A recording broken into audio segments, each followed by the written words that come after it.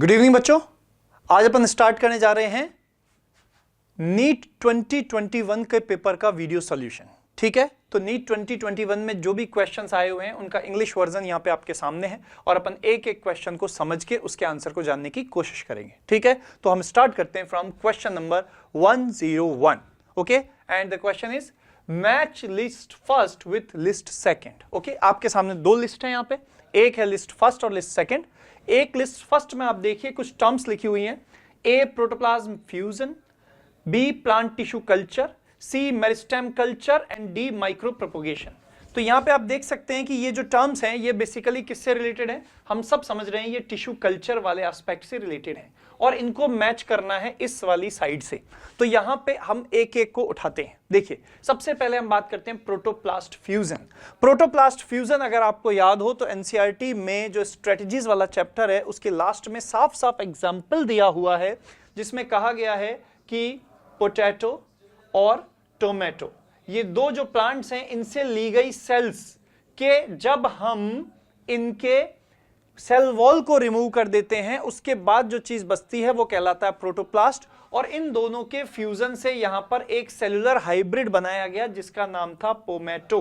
Okay, तो protoplast fusion का यहां पे जो एग्जांपल आपकी बुक में मेंशन है वो है पोमेटो, और पोमेटो यहां में ऑप्शन में नजर आ रहा है इसलिए इसको इसके साथ मैच कर देंगे। एक के साथ 2 मैच हो जाएगा, यहां पे प्रोटोप्लास्ट फ्यूजन टोमेटो के साथ मैच होगा। क्या हमारे पास अवेलेबल ऑप्शन में ऐसा कोई कॉम्बिनेशन है? चेक करते हैं। देखिए A2 हमें यहां दिख रहा है, केवल एक ही ऑप्शन में A2 दिख रहा है, लेकिन हमें जब भी ऐसा मिले तब कम से कम एक और कॉम्बिनेशन को चेक कर लेना चाहिए। देखिए यहां पर आप देख पा रहे हैं एक ऑप्शन आपको दिख रहा होगा plant tissue culture, meristem culture and micro propagation, जिसके रेस्पेक्ट में यहां पर है pomato, Soma clone, virus free plants. देखिए बच्चों, जब भी मैच द फॉलोइंग का क्वेश्चन आए आपको परफेक्ट चीजों पर पहले चलना है।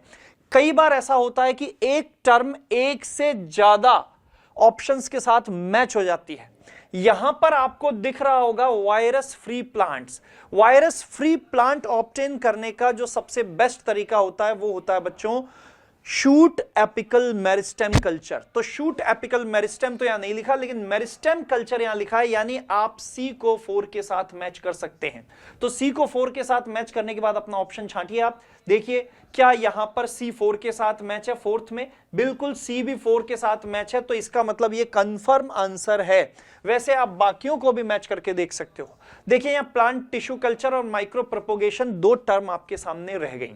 ठीक है, यहां पर अगर आप बात करते हैं प्लांट टिश्यू कल्चर की, तो प्लांट टिश्यू कल्चर जिस प्रॉपर्टी की वजह से शुरू होता है, जो इसका बेस है वो प्रॉपर्टी है प्लांट सेल में मिलने वाली एक प्रॉपर्टी जिसको हम बोलते हैं टोटीपोटेंसी। टोटीपोटेंसी, टोटीपोटेंसी का मतलब यहां पे क्या है, आप देख सकते हैं कि जो प्लांट टिश्यू कल्चर है बी ऑप्शन यहां पर आप मैच करा सकते हो किसके साथ, टोटीपोटेंसी के साथ। क्यों? क्योंकि मैं आपको कह रहा था टोटीपोटेंसी का मीनिंग है कि एक प्लांट सेल में कंप्लीट बॉडी को डेवलप करने की जो कैपेबिलिटी होती है उसे हम टोटीपोटेंसी कहते हैं। तो यहां आप देखिए ये इसके साथ मैच हो रहा है, प्लांट टिश्यू कल्चर जो है वो टोटीपोटेंसी से मैच हो रहा है। रहा आपका माइक्रो प्रोपोगेशन, तो माइक्रो प्रोपोगेशन और प्लांट टिश्यू कल्चर कुछ हद तक सेम वर्ड्स हैं, इसलिए ये आपको कंफ्यूज कर सकता था, पर हमें कंफ्यूज नहीं होना है। क्यों?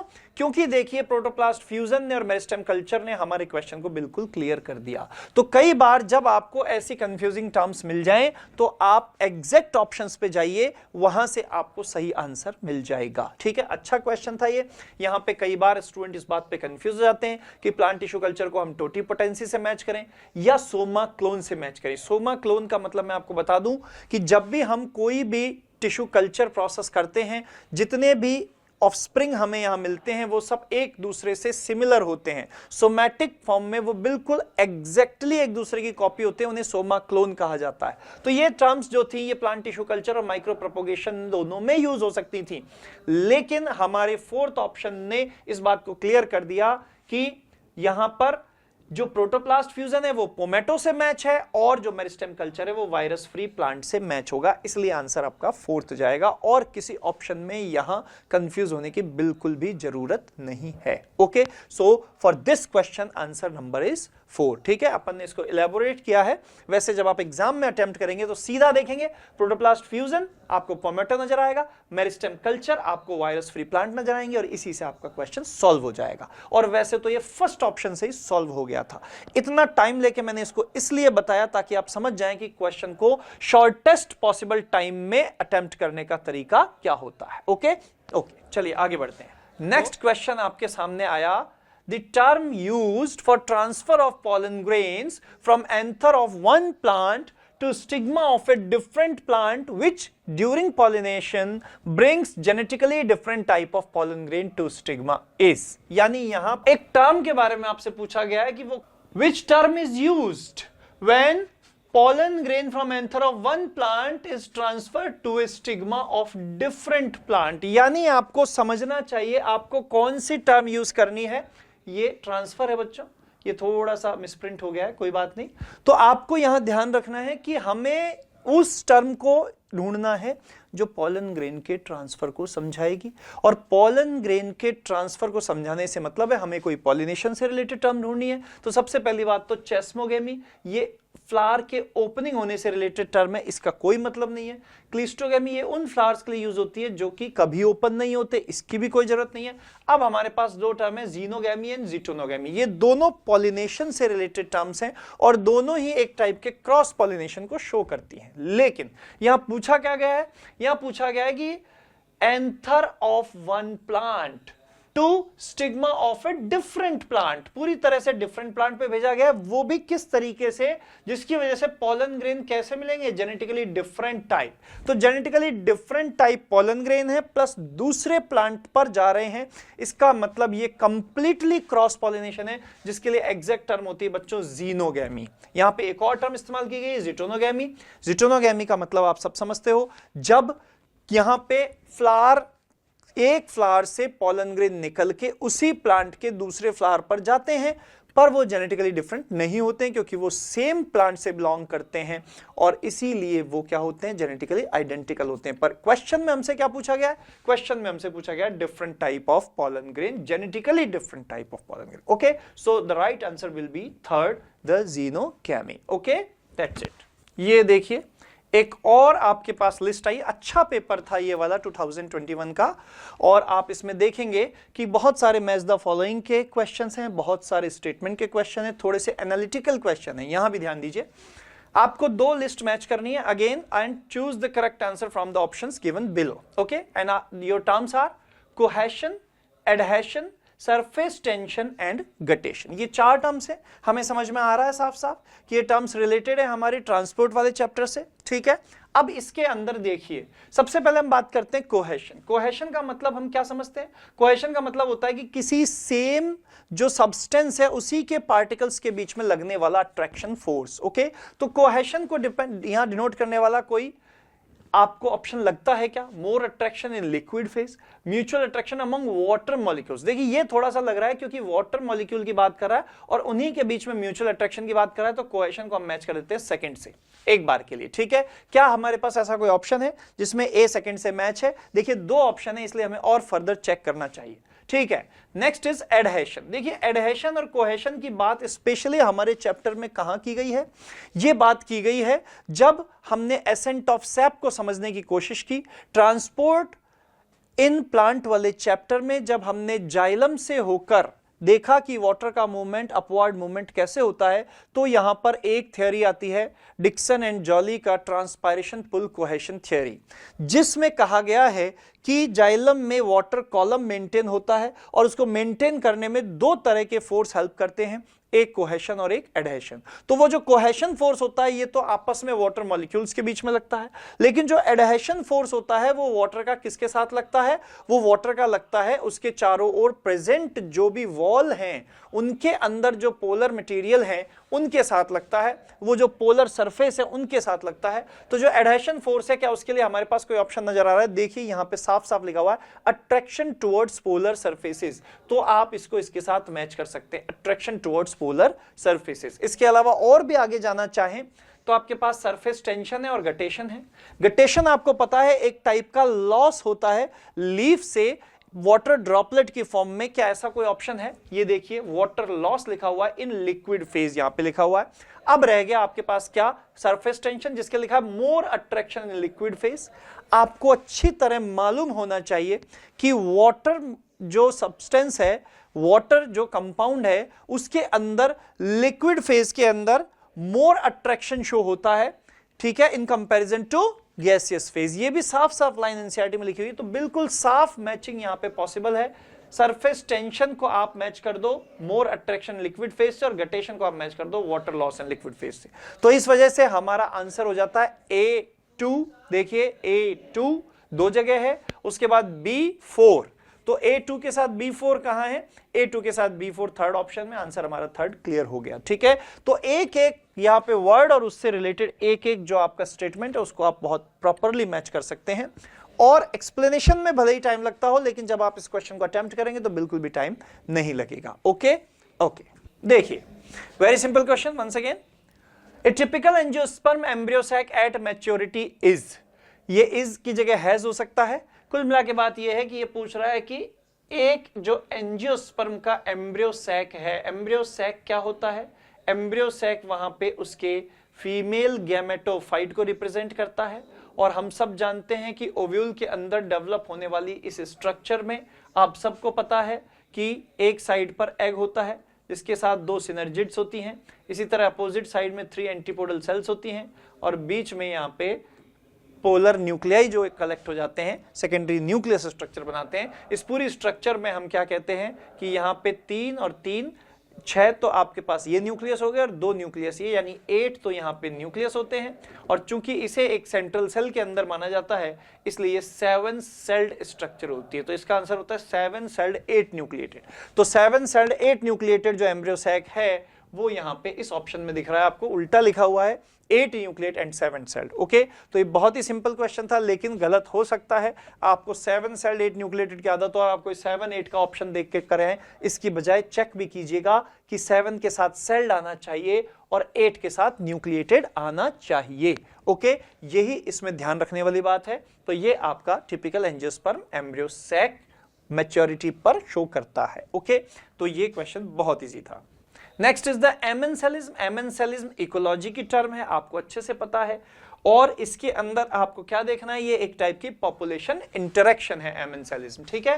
तो इकोलॉजी का जो फर्स्ट चैप्टर है आपका ऑर्गेनिज्म एंड पॉपुलेशन, वहां से ये क्वेश्चन है और उसके अंदर साफ बताया गया है कि डिफरेंट टाइप की पॉपुलेशन आपस में इंटरेक्ट करके कौन कौन सी इंटरेक्शन डेवलप करती हैं। उन्हीं में से एक इंटरेक्शन है एमेंसेलिज्म, जिसमें एक स्पीशीज दूसरे को नुकसान पहुंचाती है बिना कोई फायदा लिए, यानी एक स्पीशीज दूसरे को लॉस देगी, नेगेटिव इंटरेक्शन है एक तरह की, और उसको खुद को इसका कोई बेनिफिट नहीं होगा। यानी आपको वो ऑप्शन छांटना है जहां एक में माइनस हो दूसरे में 0 हो, क्योंकि स्पीशीज ए यहां पर ये नुकसान में रहती है और स्पीशीज बी जो इसको नुकसान पहुंचा रही है उसको इससे कोई फायदा नहीं होता, इसलिए 0, ठीक है। तो species A is minus, species B is 0, means it obtain no benefit from this while it can harm this very well. Okay, तो ये इसको नुकसान तो पहुंचा रही है पर इससे कोई फायदा नहीं ले रही है। ऐसी एक स्पेशल टाइप की पॉपुलेशन इंटरेक्शन है, वो कहलाती है एमेंसेलिज्म। तो इस क्वेश्चन का आंसर होगा एमेंसेलिज्म का थर्ड आंसर। ओके, आपके सामने बिल्कुल क्लियर, ठीक है। तो okay, this is the question of cell division, cell cycle से क्वेश्चन है। Which of the following stages of meiosis. देखिए मियोसिस की कौन सी स्टेज है जहां क्या हो जाता है, division of centromere.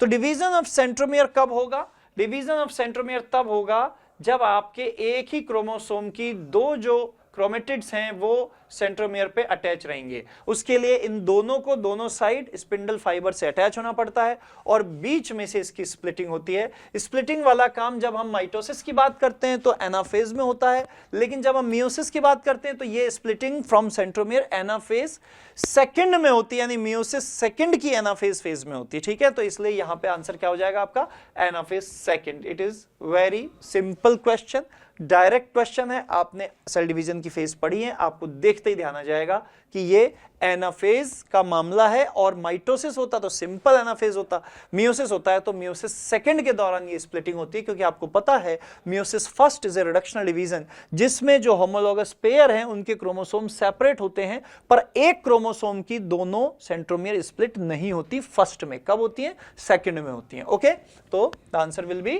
First anaphase second. Okay, next इसमें क्या है? नेक्स्ट सिंपल क्वेश्चन है, which of the following plant is monoecious. Monoecious से हम क्या समझते हैं? देखिए, मोनोएशियस का मतलब है mono means one, ecious means home, तो it is about that plant which has one home for what? For both sex organ.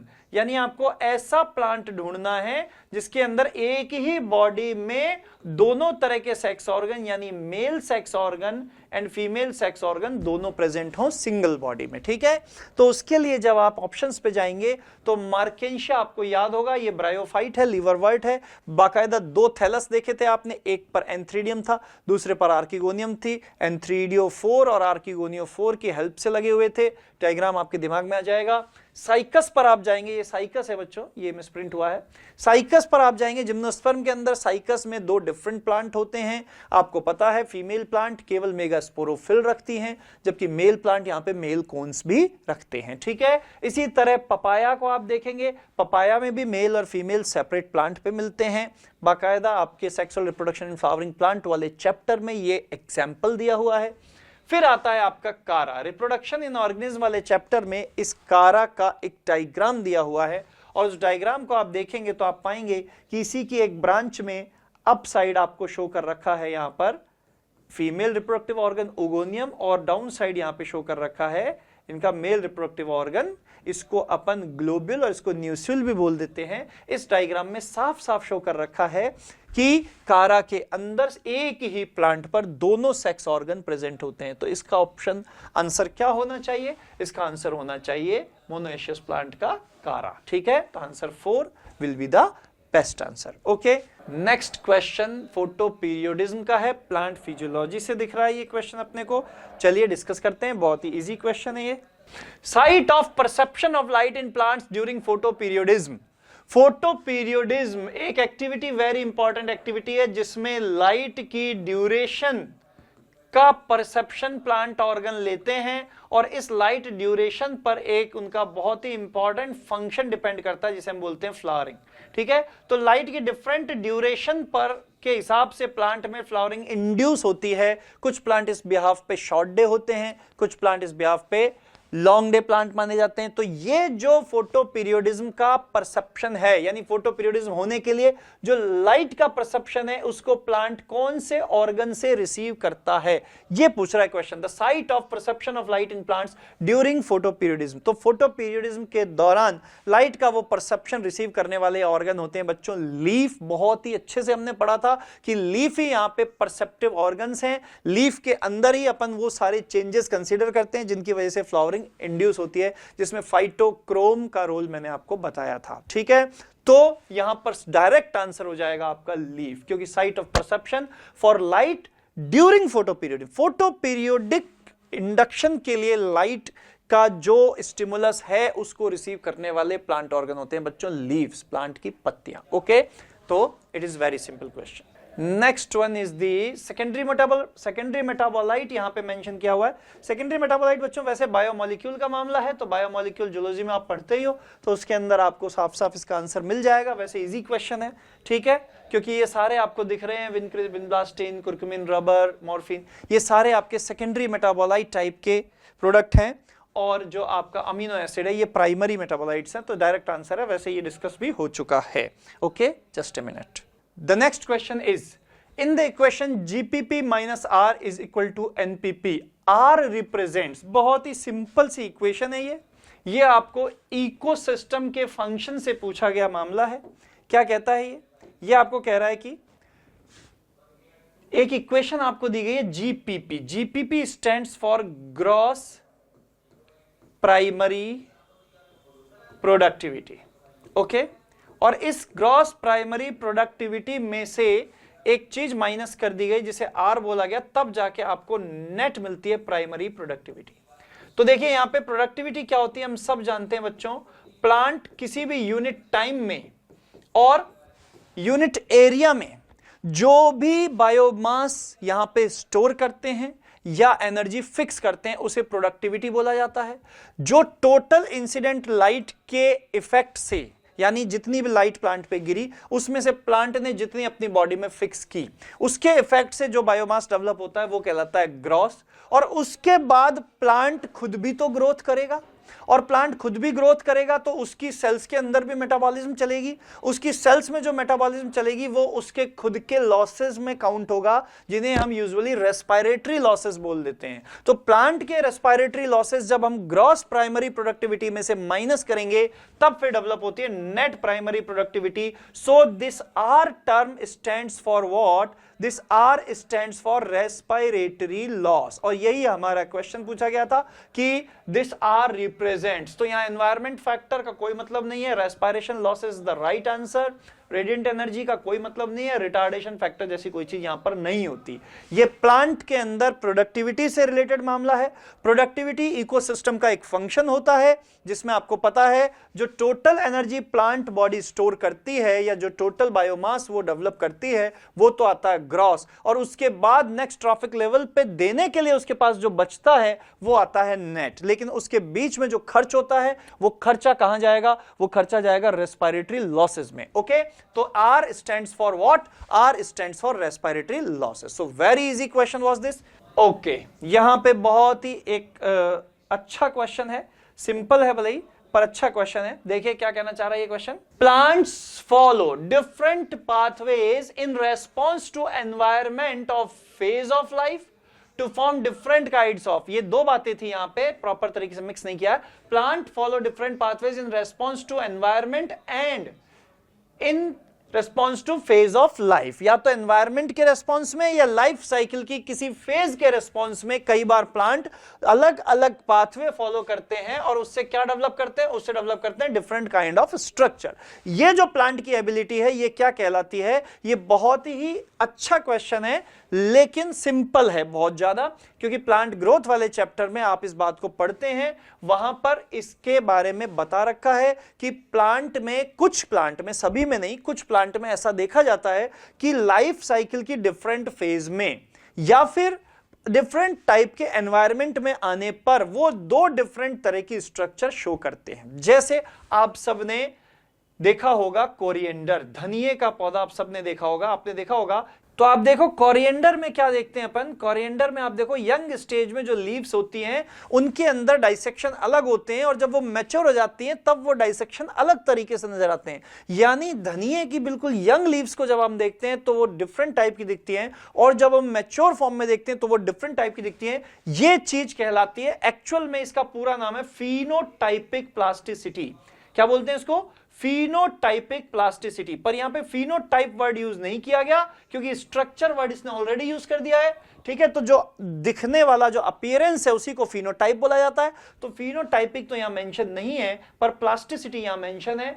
तो यहां पर जो प्लास्टिसिटी है वो इसका राइट आंसर है और यहां पर आपको ध्यान रखना है, ये इसने गलत दे दिया है आंसर इसका, ये आंसर राइट है एक्चुअल में प्लास्टिसिटी। ये जो प्रिंट जिसने किया है उसने अपनी तरफ से आंसर की लगाई होगी देख के, तो ये गलत छप गई है, कोई बात नहीं। यहां पे इसका सही आंसर है plasticity. Okay, different kind of structure showing different kind of structure in response to different phase of life cycle और different environment। तो environment का मामला हो या life cycle की phase का मामला हो, दोनों के response में जब structural difference दिखाया जाता है उसे कहा जाता है phenotypic plasticity। तो answer will be plasticity। Okay? Okay. So the next question is the amount of nutrients such as carbon, nitrogen, phosphorus and calcium present in the soil। soil के अंदर आपसे nutrient का amount पूछा है, the whole amount at any given time। तो आपको अच्छे से पता होगा जब भी हमने इकोसिस्टम की बात की थी और हमने overall ecosystem structure and function की बात की थी तो हमने एक टर्म यूज की थी कि जितना भी किसी इकोसिस्टम में लिविंग बायोमास होता है, जो लिविंग ऑर्गेनिज्म यानी प्लांट, एनिमल या अदर डिकम्पोजर भी हम कंसिडर कर सकते हैं, उनकी फॉर्म में होता है, जितना भी लिविंग बायोमास होता है उसको अपन बोलते हैं स्टैंडिंग क्रॉप। लेकिन यहां पर दिया गया है क्या, यहां पे दिया गया है carbon, nitrogen, phosphorus and calcium, ये अलग अलग एलिमेंट की फॉर्म में दिया गया है और इसको पूछा है सॉइल के अंदर। तो सॉइल के अंदर जो डिफरेंट एलिमेंट हैं ये लिविंग बॉडी से बाहर वाले एलिमेंट्स को कंसीडर करके बात की गई है, और इसीलिए जितना भी नॉन लिविंग टोटल मटेरियल किसी इकोसिस्टम का होता है हम उसके लिए टर्म यूज करते हैं स्टैंडिंग स्टेट। तो साफ साफ यहां सॉइल लिखा हुआ है, प्लस आपको दिखाया हुआ है कि यहां पर आप अमाउंट ऑफ न्यूट्रिएंट्स की बात कर रहे हैं, जैसे carbon, nitrogen, phosphorus and calcium. तो ये सारे मिलकर किसको डिनोट करते हैं, they denotes standing state. So your answer will be standing state. Answer first is the answer. Okay, nuclear cytoplasm. Okay, very easy question again, पर थोड़ा सा यहां पे आपको ध्यान देने की जरूरत है। ये साइटोलॉजी का क्वेश्चन है, सेल स्ट्रक्चर का। देखिए क्या क्या कहता है। एक्चुअल में मिक्स्ड क्वेश्चन है, अलग अलग चीजों से यहां पे लिया गया है। देखते हैं। द पेरीन्यूक्लियर, आपको देखना विच of the following is an incorrect statement. Okay, the question is which of the following is an incorrect statement. The first statement is the perinuclear space forms a barrier between the material present inside the nucleus and that of the cytoplasm. यानी ये nucleus की दोनों membrane के बीच के barrier की बात कर रहा है, उस स्पेस की बात कर रहा है, और कह रहा है कि ये न्यूक्लियस के अंदर और न्यूक्लियस के बाहर यानी साइटोप्लाज्म में जो मटेरियल होता है उनके बीच में बैरियर बनाता है। बात बिल्कुल सही है, पर आगे के स्टेटमेंट चेक करने पड़ेंगे। Nuclear pore act as a passage for protein and RNA molecule in both direction between nucleus and cytoplasm. Nuclear pore जो होते हैं आपको पता है लार्ज साइज्ड एपर्चर हैं, जिनसे होकर मटेरियल न्यूक्लियस से साइटोप्लाज्म में और साइटोप्लाज्म से न्यूक्लियस में जाता है। आपको मालूम है ट्रांसक्रिप्शन से आरएनएस बनते हैं, आरएनए बाहर जाते हैं किसके लिए, ट्रांसक्राइब होने, ट्रांसलेट होने के लिए राइबोसोम के पास, और उसी तरह से ट्रांसक्रिप्शन ट्रांसलेशन में बहुत सारे एंजाइम्स की जरूरत होती है, वो प्रोटीन बाहर से अंदर भी आते हैं। तो ये बोथ वे ट्रैफिक होता है न्यूक्लियर पोर से, और ये बोथ वे ट्रैफिक जो है वो न्यूक्लियर पोर से होकर स्पेशली किनका होता है, आरएनए का और प्रोटीन्स का। ठीक है, तो ये स्टेटमेंट भी बिल्कुल सही लगता है। नेक्स्ट पे चलते हैं।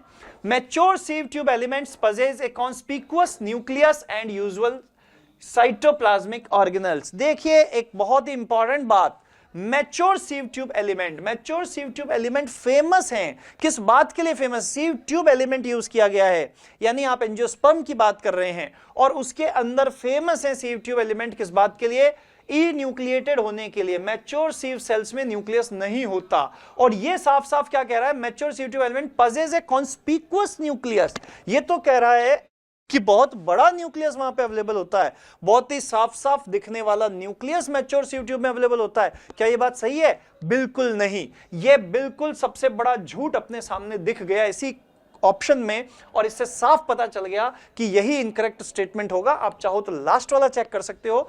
Microbodies are present both in plant and animal cell. तो माइक्रोबॉडीज में आते हैं पेरोक्सिसोम, ग्लाइऑक्सिसोम, स्फीरोसोम। ये आपको प्लांट्स में भी मिलते हैं, एनिमल्स में भी मिलते हैं। साफ साफ ये लाइन लिखी हुई है एनसीईआरटी में, बिल्कुल एंड में लिखी हुई है माइक्रोबॉडीज के। ठीक है, तो आप बिल्कुल क्लियर कट चेक कर सकते हो। वैसे तो एनसीईआरटी के स्टेटमेंट थे, और यहां पर बिल्कुल सफेद झूठ पकड़ में आ गया कि साहब mature sieve tube element possess conspicuous nucleus. इससे बड़ा इनकरेक्ट कुछ हो ही नहीं सकता, तो ये सीधा सीधा आंसर हो गया। Very easy question is this. Okay, देखिए अगेन आपके सामने इस क्वेश्चन में दो लिस्ट है। क्वेश्चन कहता है match list first with list second. तो लिस्ट फर्स्ट में आपको कुछ स्टेटमेंट्स हैं और लिस्ट सेकेंड में उनके रिगार्डिंग कुछ टिश्यूज दिए हुए हैं। तो बेसिकली प्लांट एनाटॉमी का क्वेश्चन है, बहुत ही सिंपल क्वेश्चन है। देखिए आपके सामने cells with active cell division capacity. Active cell division capacity रखने वाला टिश्यू हम जानते हैं मेरिस्टेम होता है। कहीं दिख रहा है क्या यहाँ मेरिस्टेम? ये देखो मेरिस्टेमेटिक टिश्यू है। Cells with active cell division capacity direct match हो सकता है मेरिस्टेमेटिक टिश्यू से। Again tissue having all cells similar in structure and function. ये किसी सिंपल टिश्यू की डेफिनेशन होती है जिसमें सारी सेल क्या होती हैं, सिमिलर होती हैं स्ट्रक्चर में और फंक्शन में। क्या यहां पर मेंशन है? देखिए सिंपल टिश्यू भी यहां मेंशन है। वैसे तो आपके सामने A2B4 आ चुका है, क्या यहां कहीं है A2B4? इसके अलावा कहीं नहीं दिख रहा, तो आपका सही आंसर तो ऑलरेडी हो चुका है, पर आप और चेक कर सकते हो। Tissue having different type of cells, एक ऑप्शन है dead cell with highly thickened walls and narrow lumen. Highly thickened wall और नैरो ल्यूमेन रखने वाली वो भी dead cell. Dead cell sclerenchyma में होती है, दो ही तरह की होती है, एक स्क्लेरिड दूसरे फाइबर। तो यहां पे ये स्क्लेरिड के बारे में बात कर रहा है क्योंकि ल्यूमेन बहुत नैरो बोली है और वॉल को बहुत ज्यादा थिक बताया है, तो डायरेक्ट आप डी को किसके साथ कर सकते हो, स्क्लेरिड के साथ मैच कर सकते हो, सॉरी। तो D3 भी यहां पर ऑप्शन में दिख रहा है आपको D3, तो थर्ड ऑप्शन बिल्कुल राइट है। बचा कौन, बचा आपका tissue having different type of cell, तो आप वेस्कुलर टिश्यू में डाल सकते हो क्योंकि xylem and phloem different type की सेल्स रखते हैं। तो मैच द फॉलोइंग के क्वेश्चन तो एक या दो ऑप्शन को देखते ही हो जाते हैं। अगर आपके पास टाइम कम बचता है तो आप ऐसा रिस्क ले सकते हो, बेधड़क ले सकते हो। ओके, तो इसलिए ये बहुत इजी क्वेश्चन था। Okay, thank you. Question number 117 कहता है the production of gametes by the parents formation of zygote, the F1 and F2 plant can be understood from a diagram called। बहुत इजी क्वेश्चन है, देखिए उसको एक बार। हाँ, the production of gametes by the parents, formation of zygotes, the F1 and F2 plants can be understood from a diagram। देखिए जब भी हम जेनेटिक्स की बात करते हैं तो देखिए जब भी जेनेटिक्स के अंदर हमें पेरेंट्स से गैमेट्स का फॉर्मेशन करना होता है और उससे जाइगोट निकालना होता है, specially in case of genotype, तब हम एक डायग्राम को यूज करते हैं। आपको याद होगा जैसे आपके पास एक पेरेंट है कैपिटल टी स्मॉल टी, ठीक है, और इसकी आप करा देते हो सेल्फिंग। क्या करा देते हो, सेल्फिंग। तो सेल्फिंग का मतलब इसका क्रॉस इसी सेम जीनोटाइप से, और इसी सेम जीनोटाइप से इसका क्रॉस पता लगाने के लिए हम क्या करते हैं, हम यहाँ पे बनाते हैं दो तरह के गैमेट। एक यहाँ पे अपन बनाते हैं मेल गैमेट और एक यहाँ बनाते हैं फीमेल गैमेट, ठीक है। और उनको शो करने के लिए अपन यहाँ पर इससे दो तरह के गैमेट शो करते हैं, जैसे मान लीजिए कैपिटल टी स्मॉल टी, और दो इससे शो करते हैं, मान लीजिए कैपिटल टी स्मॉल टी। और ऐसे एक स्क्वायर बनाकर अपन कॉम्बिनेशंस का पता लगा लेते हैं कि इन दोनों के कॉम्बिनेशन से बनेगा कैपिटल टी, इन दोनों के कॉम्बिनेशन से बनेगा कैपिटल टी स्मॉल टी। देखिए तो आपको पता चल रहा है इस तरह का डायग्राम हम इस्तेमाल करते हैं। इस डायग्राम का नाम क्या है बच्चों, इस डायग्राम का नाम एक ब्रिटिश साइंटिस्ट के नाम पे दिया गया जिनका नाम था पुनेट, तो इसको बोलते हैं पुनेट स्क्वायर। कई बार कॉमन वर्ड में इसको चेकर बोर्ड भी बोल देते हैं, बट साइंटिस्ट के नेम के बिहाफ पे हम इसे बोलते हैं पुनेट स्क्वायर। और वैसे अगर आपने कभी भी पुनेट का नाम सुना हो, और अब बाकी के ऑप्शन देखिए यहाँ पे, नेट स्क्वायर, बुलेट स्क्वायर, पंच स्क्वायर, बिल्कुल यूजलेस ऑप्शन है, कहीं पर कोई कंफ्यूजन की रिक्वायरमेंट नहीं है, इसका सीधा आंसर हो जाएगा Punnett square. Okay, so it is very easy question, देखते ही टिक करने वाला क्वेश्चन है। Okay, now the question number 128, mutation in plant cells can be induced by. तो आपको पता है प्लांट सेल के अंदर हमें कई बार अपनी डिजायरेबल जीन को क्रिएट करने के लिए म्यूटेशन इंड्यूस करने पड़ते हैं। स्ट्रेटजीज वाला जो हमारा चैप्टर है 12th क्लास का, उसके अंदर ये बात मैंने आपको बताई थी कि म्यूटेशन को इंड्यूस करा के भी जीन में चेंजेस डेवलप किए जाते हैं, और कई बार हम कुछ डिजीज रेजिस्टेंस उनसे ऑब्टेन कर लेते हैं। तो नॉर्मली प्लांट के अंदर कौन सी चीज से म्यूटेशन कराया जाता है, तो आपके सामने ऑप्शन है gamma rays, zeatin, kinetin, infrared rays. अगर आप थोड़ा ध्यान देंगे तो देख सकते हैं जियाटिन एक प्लांट हार्मोन है, ये भी एक प्लांट हार्मोन है, ग्रोथ हार्मोन है ये, और इंफ्रारेड रेज नॉर्मली जो हीट रेडिएशन होते हैं उनमें इंफ्रारेड होती है, तो इनसे म्यूटेशन नहीं होगा। तो यहाँ पे म्यूटेशन कॉज करने वाले रेडिएशन केवल कौन से हैं, गामा रेज, ठीक है। तो सीधा सीधा आंसर आपका इसके अंदर हो जाएगा gamma rays. Okay, very easy question, once again 118 का आंसर 1। ओके, देखिए the first stable product, question number 119, the first stable product of CO2 fixation in sorghum, sorghum vulgare, ये नाम है किसका, ये नाम है ज्वार का। ज्वार यानी sorghum जो है वो कैसा प्लांट है, वो एक C4 प्लांट है। अगर आपने फोटोसिंथेसिस पढ़ा है तो आपको पता है कि यहां पर CO2 फिक्सेशन के फर्स्ट स्टेबल प्रोडक्ट में नंबर ऑफ कार्बन के बेस पर प्लांट दो तरह के होते हैं, एक होते हैं C3 प्लांट, एक होते हैं C4 प्लांट। तो यहां पे sorghum एक C4 प्लांट है, तो डेफिनेट बात है कि इसका CO2 फिक्सेशन का जो फर्स्ट स्टेबल प्रोडक्ट है वो एक 4 कार्बन प्रोडक्ट होगा। तो अगर आपको वैसे भी नहीं याद तो इनमें से आप देखोगे तो केवल एक ही 4 कार्बन प्रोडक्ट आपको यहां दिख रहा है, ठीक है। सक्सीनिक एसिड को देखिए आप, कोई मतलब नहीं है, इसका 6 कार्बन कंपाउंड है। Phosphoglyceric acid again 3 carbon compound, pyruvic acid 3 carbon compound, only 1 oxaloacetic acid is the 4 carbon compound present here. And वैसे भी ये बहुत कॉमन सा फैक्ट है कि C4 प्लांट में CO2 फिक्सेशन का फर्स्ट स्टेबल प्रोडक्ट ऑक्सैलोएसिटेट होता है, ठीक है। समटाइम्स मैलेट होता है, पर यहां कंफ्यूजन की गुंजाइश ही नहीं है, यहां केवल एक ही ऑप्शन है, ठीक है, oxaloacetate. Okay, so very easy question once again answer is the 4 of 119. Okay, question number 120. Question number 120 को आप देखेंगे तो क्या कह रहा है, match list first with list second और चूज द करेक्ट आंसर. तो लिस्ट फर्स्ट में क्या मेंशन है, क्रिस्टी, थाइलेकॉइड, सेंट्रोमेयर, सिस्टर्नी. आप देख सकते हो ये सब सेल ऑर्गेनल्स के कुछ पार्ट हैं. तो cytology, cell structure and function वाले चैप्टर से क्वेश्चन है, बहुत ही इजी क्वेश्चन. क्रिस्टी आप सबको पता है, माइटोकॉन्ड्रिया की इनफोल्डिंग्स होती हैं, इनर मेम्ब्रेन की क्रिस्टी, ठीक है, कुछ इस तरीके से होती हैं. थाइलेकॉइड की आप बात करेंगे तो थाइलेकॉइड क्या होती हैं, थाइलेकॉइड क्लोरोप्लास्ट के अंदर फ्लैटेंड सैक लाइक स्ट्रक्चर एक दूसरे के ऊपर हो जाती हैं डेवलप. सेंट्रोमेयर की आप बात करेंगे तो जो क्रोमोसोम्स की स्ट्रक्चर हम देखते हैं, उस क्रोमोसोम की स्ट्रक्चर में यहां पर एक प्राइमरी कंस्ट्रक्शन होता है जहां पर आउटर काइनेटोकोर प्रोटीन मिलती है. और सिस्टर्नी की आप बात करेंगे तो सिस्टर्नी ईआर में या गोल्जी बॉडी में इस तरीके से फ्लैट सैक लाइक स्ट्रक्चर्स होते हैं. ठीक है, तो अब इसको मैच करा लेते हैं अपन. यहां पे देखते हैं कि किससे मैच हो सकता है. तो क्रिस्टी के लिए मैंने कहा था इनफोल्डिंग इन माइटोकॉन्ड्रिया, देखो ए थर्ड. ओके, थाइलेकॉइड के लिए flattened membranous sac in stroma of plastid में आ गया. ठीक है, प्लास्टिड के अंदर आप थाइलेकॉइड को देख सकते हो. क्या इनसे अपना काम चल जाएगा, A3B4 कहीं दिख रहा है आपको, A3B4 फर्स्ट ऑप्शन में ही दिख रहा है. बाकी को भी मैच कर सकते हो. C1 ले रहा है, ये सेंट्रोमेयर चेक करो, प्राइमरी कंस्ट्रक्शन बिल्कुल सही. सिस्टर्नी D2 क्या कह रहा है, डिस्क शेप सैक इन गोल्जी अपैरेटस, अब ये भी देखा था. तो बिल्कुल इजी आंसर आ गया अपना, answer 1. Very easy question once again. ठीक है, 121 देखिए क्या कहता है आपने से. Which of the following statement is not correct? Pyramid of energy is always upright. Pyramid of number in a grassland ecosystem is upright. Pyramid of biomass in sea is generally inverted.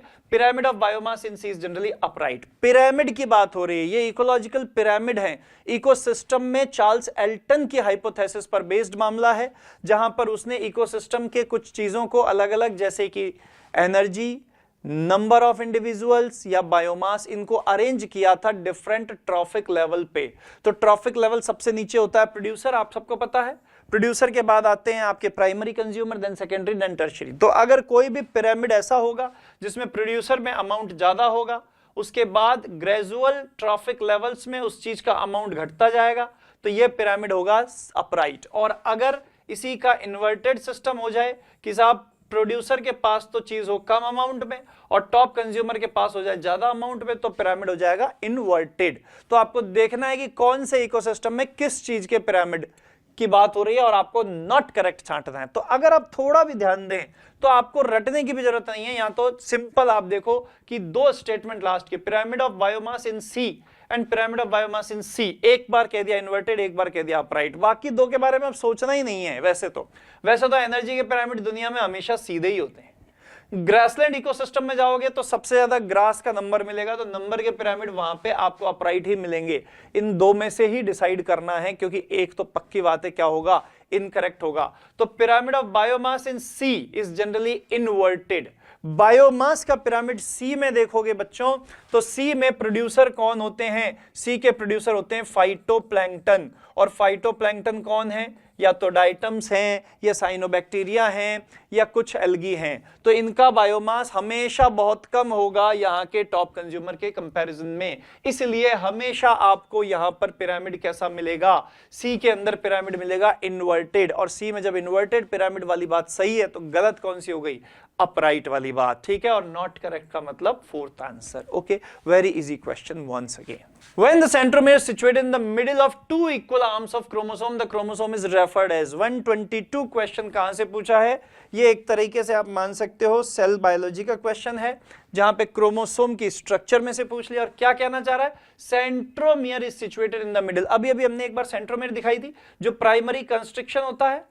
अगर वो chromosome के बिल्कुल बीच में आ जाता है, तो जो दोनों आर्म्स हैं वो कैसी हो जाती हैं, लगभग बिल्कुल बराबर. ठीक है, इक्वल. और इक्वल के केस में हम इसको बोलते हैं मेटासेंट्रिक. क्या बोलते हैं, मेटासेंट्रिक. ठीक है, बाकी टर्म्स आप देख सकते हो, एक आर्म छोटी हो जाए सब मेटासेंट्रिक हो जाएगा, अगर ये बिल्कुल टर्मिनल पे पहुंच जाए तो एक्रोसेंट्रिक हो जाएगा.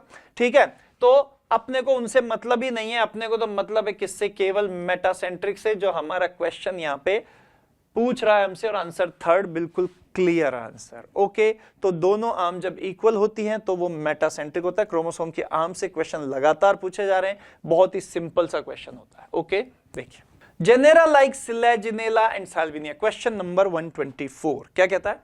Genera like Selaginella and Salvinia produce two kinds of spore. तो ये हम जानते ही हैं कि बहुत सारे आपके पास ऐसे एग्जाम्पल हैं, सिलेजिनेला, साल्विनिया, मार्सिलिया, आइसोइटिस, ठीक है। ये सब क्या करते हैं? ये दो तरह के स्पोर प्रोड्यूस करते हैं, और इस तरह के प्लांट जो दो तरह के अलग अलग स्पोर प्रोड्यूस करते हैं हम उन्हें बोलते हैं हेटेरोस्पोरस। क्या बोलते हैं?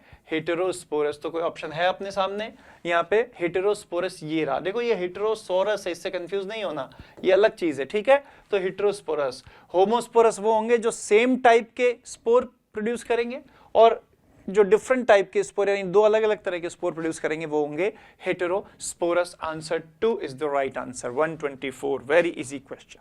125 okay, in spite of interspecific competition in nature, which mechanism the competing species might have evolved for their survival? ठीक है, तो ये इकोलॉजी का क्वेश्चन है। ये आपके अगेन पॉपुलेशन इंटरेक्शन से है, और उसमें भी बात कर रहा है कंपटीशन की। कंपटीशन में आपको पता है कि यहां पर क्या होता है कि स्पीशीज के बीच में जो कंपटीशन होता है इंटरस्पेसिफिक, दो डिफरेंट स्पीशीज के बीच में, उससे बचने के लिए in spite of this competition Which mechanism the competing species might have evolved? उससे बचने के लिए जो competing species हैं वो कौन सा मैकेनिज्म इवॉल्व करती है? तो देखो बहुत सिंपल सी बात है, वैसे तो ये पढ़ाई हुई बात है कि जब भी स्पीशीज को आपस में कंपटीशन से बचना होगा तो कंपटीशन होता किन चीजों के लिए बच्चों? हमेशा रिसोर्सेज के लिए कंपटीशन होता है, और रिसोर्सेज का कंपटीशन अगर बचाना है आपको, उनके लिए लड़ाई नहीं करनी है, तो क्या करो? आपस में बांट लो। बांटने के लिए स्पीशीज क्या तरीका अपनाती हैं? उनको कंज्यूम करने का पैटर्न चेंज कर लेती हैं या टाइम चेंज कर लेती हैं। इसी प्रोसेस को बताया था रिसोर्स पार्टीशनिंग। तो यहां रिसोर्स पार्टीशनिंग ही वो तरीका होगा जो इंटरस्पेसिफिक कंपटीशन से बचने के लिए स्पीशीज यूज करेंगी, और वो है आंसर नंबर 3। तो ये आंसर 3 यहां पे हो जाएगा। 125 very easy. Gemma are present in gemma. Gemma एक आपको याद आ रहा होगा वेजिटेटिवली रिप्रोड्यूसिंग स्ट्रक्चर है, इस सेक्सुअल स्ट्रक्चर भी बोल सकते हैं अपन। ब्रायोफाइट्स में मिलती है। ब्रायोफाइट्स के अंदर ऐसे 8 शेप स्ट्रक्चर होती थी जो एक कप में लगी होती थी, थैलस के ऊपर इस तरीके का रिसेप्टिकल होता था, और इस कप को बोलते थे गैमा कप। और ये हमने किसके अंदर देखा था? ये हमने कुछ एग्जाम्पल देखे थे ब्रायोफाइट के, जैसे मार्केंशिया। मार्केंशिया जैसे जो लीवर वर्ड्स होते हैं ब्रायोफाइट्स में, उन्हीं में आपको इस तरह के गैमा मिलते हैं। तो ऑप्शंस क्या हैं? Some gymnosperm, some liverworts, यही ऑप्शन आंसर होगा। मोसेस, टेरिडोफाइट नहीं, केवल और केवल सम लीवर वर्ड्स, यानी answer 2। Once again very easy question. Okay, Which of the following algae, देखिए which of the following algae produce carrageen। देखो कितना सिंपल और डायरेक्ट क्वेश्चन है। कितने डायरेक्ट क्वेश्चन एनसीईआरटी आजकल पूछ रही है, एआईपीएमटी नीट आपसे पूछ रही है। बुक में से आते हैं, नॉर्मल थियोरी जो पढ़ाई जाती है उसमें से सीधे क्वेश्चन है, गलत करने की गुंजाइश ही नहीं होनी चाहिए। कैराजीन क्या है? कैराजीन एक हाइड्रोकोलॉइड है, या आप कह सकते हो एक फाइकोकोलॉइड है। ये वो फाइकोकोलॉइड है जो पर्टिकुलर सब्सटेंस को जिलेटिनस बनाने में काम आते हैं, और कैराजीन मिलता है आपको कॉन्ड्रस क्रिस्पस से, जो कि एक रेड एल्गी है। क्या यहां ऑप्शन है हमारे सामने? ये रहा red algae. Direct answer, direct, ये सोचने की भी जरूरत नहीं है, सीधा आंसर हो जाएगा। ओके, अगेन पीसीआर का क्वेश्चन है। पीसीआर अपन छोड़ देते हैं जूलॉजी वालों के लिए, ठीक है, बायोटेक का मामला है। आगे बढ़ते हैं। एल्गी, अगेन एल्गी से मामला आया। देखो बिल्कुल अगेन सीधा क्वेश्चन, इतने straight question. Which of the following algae contains mannitol? Mannitol is the reserve food of brown algae. Brown algae का एग्जांपल यहां आपको ढूंढना पड़ेगा। Volvox is the green algae, Ulothrix is the green algae, Ectocarpus is the brown algae, and gracilaria is the red algae. केवल यही आपका answer है। Phaeophyceae group brown algae का मेंबर, एक्टोकार्पस रखता है मैनीटॉल रिजर्व फूड के तौर पे, और आंसर 3 डायरेक्ट आंसर। ओके, चलिए नेक्स्ट देखिए। डाइएडल्फस स्टेमन्स आर फाउंड इन, ये क्वेश्चन है आपका क्वेश्चन नंबर 130। ये मॉर्फोलॉजी से है, स्टेमन की स्ट्रक्चर फ्लावर के अंदर से पूछा गया है। डाइएडल्फस, डाइएडल्फस कंडीशन, पहली बात तो एडल्फी क्या होती है?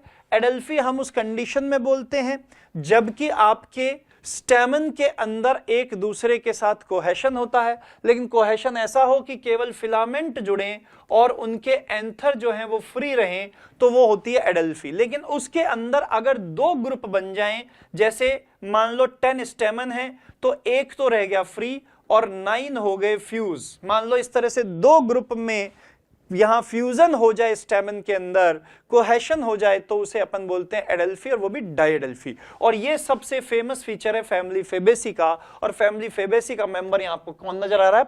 पी नजर आ रहा है, ठीक है। पी फैमिली कहलाती है, family fabaceae. China rose, citrus नहीं होंगे यहां, अगेन चाइना रोज अकेला, सिट्रस इनमें ऐसी कोई सिचुएशन नहीं है, ठीक है। ये आपके डिफरेंट फैमिली के मेंबर हैं, ये मालवेसी का है, ये रूटेसी का है, अगेन वही दोनों अलग अलग कर दिए गए। कुल मिला के वेरी सिंपल 9+1 कंडीशन, डाइएडेल्फी शो करने वाली कंडीशन पी में मिल रही है। डायरेक्ट आंसर, 15 सेकंड भी नहीं लगेंगे इस क्वेश्चन को करने में। Okay 131, complete the flow chart on central dogma. Central dogma का फ्लो चार्ट अगर हम पूरा करते हैं तो देखिए, ये सेंट्रल डॉगमा क्या चीज है? ये जेनेटिक इंफॉर्मेशन का एक फ्लो दिखाया हुआ है आपको। डीएनए से वापस डीएनए बनना, फिर एमआरएनए, और उससे आगे चीजें बनना। तो देखो बच्चों, डीएनए टू डीएनए फॉर्मेशन का जो प्रोसेस है, ए हम सब जानते हैं कि ये रेप्लिकेशन होता है। उसके बाद डीएनए टू एमआरएनए प्रोसेस जो बी है वो क्या होता है? वो ट्रांसक्रिप्शन होता है। उसके बाद एमआरएनए से क्या चीज बनती है? हम सब जानते हैं प्रोटीन बनता है, डी यहाँ प्रोटीन होगा, और इसको बनाने वाला जो प्रोसीजर है वो क्या होता है? वो ट्रांसलेशन होता है, ठीक है। तो यहाँ बिल्कुल सिंपल सी बात है, बिल्कुल क्लियर सा मामला है।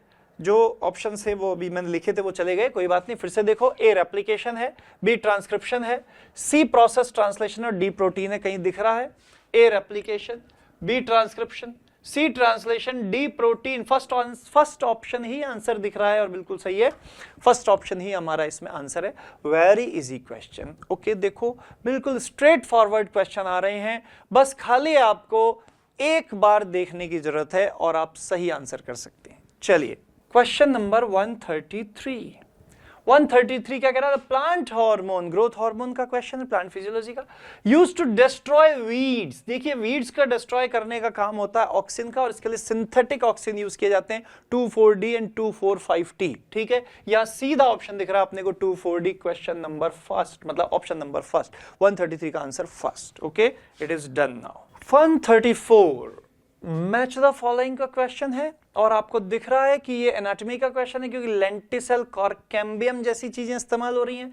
तो ये एक्चुअली आपके एक्स्ट्रा स्टीलर सेकेंडरी ग्रोथ से रिलेटेड मामला है, जिसमें कॉर्क का फॉर्मेशन हो रहा है, और उससे रिलेट आपको मैच करना है लिस्ट सेकंड को।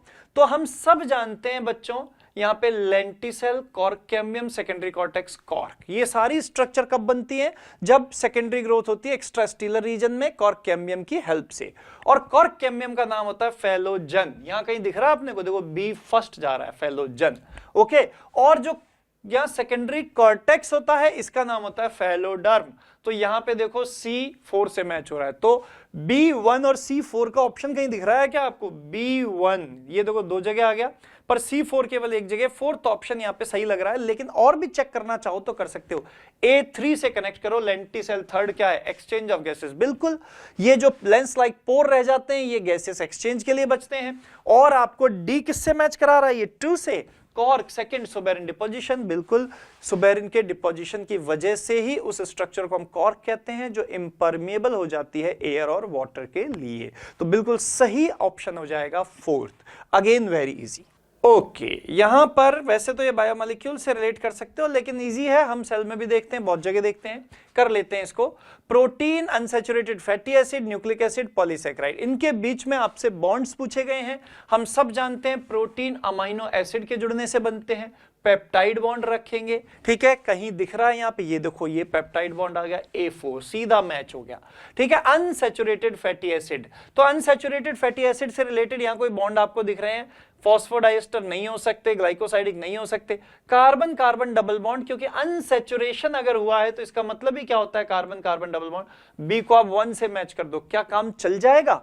A4B1 कहीं दिख रहा है? A4B1, देखो थर्ड ऑप्शन सही दिख रहा है अभी आपको, और चेक कर लो आप।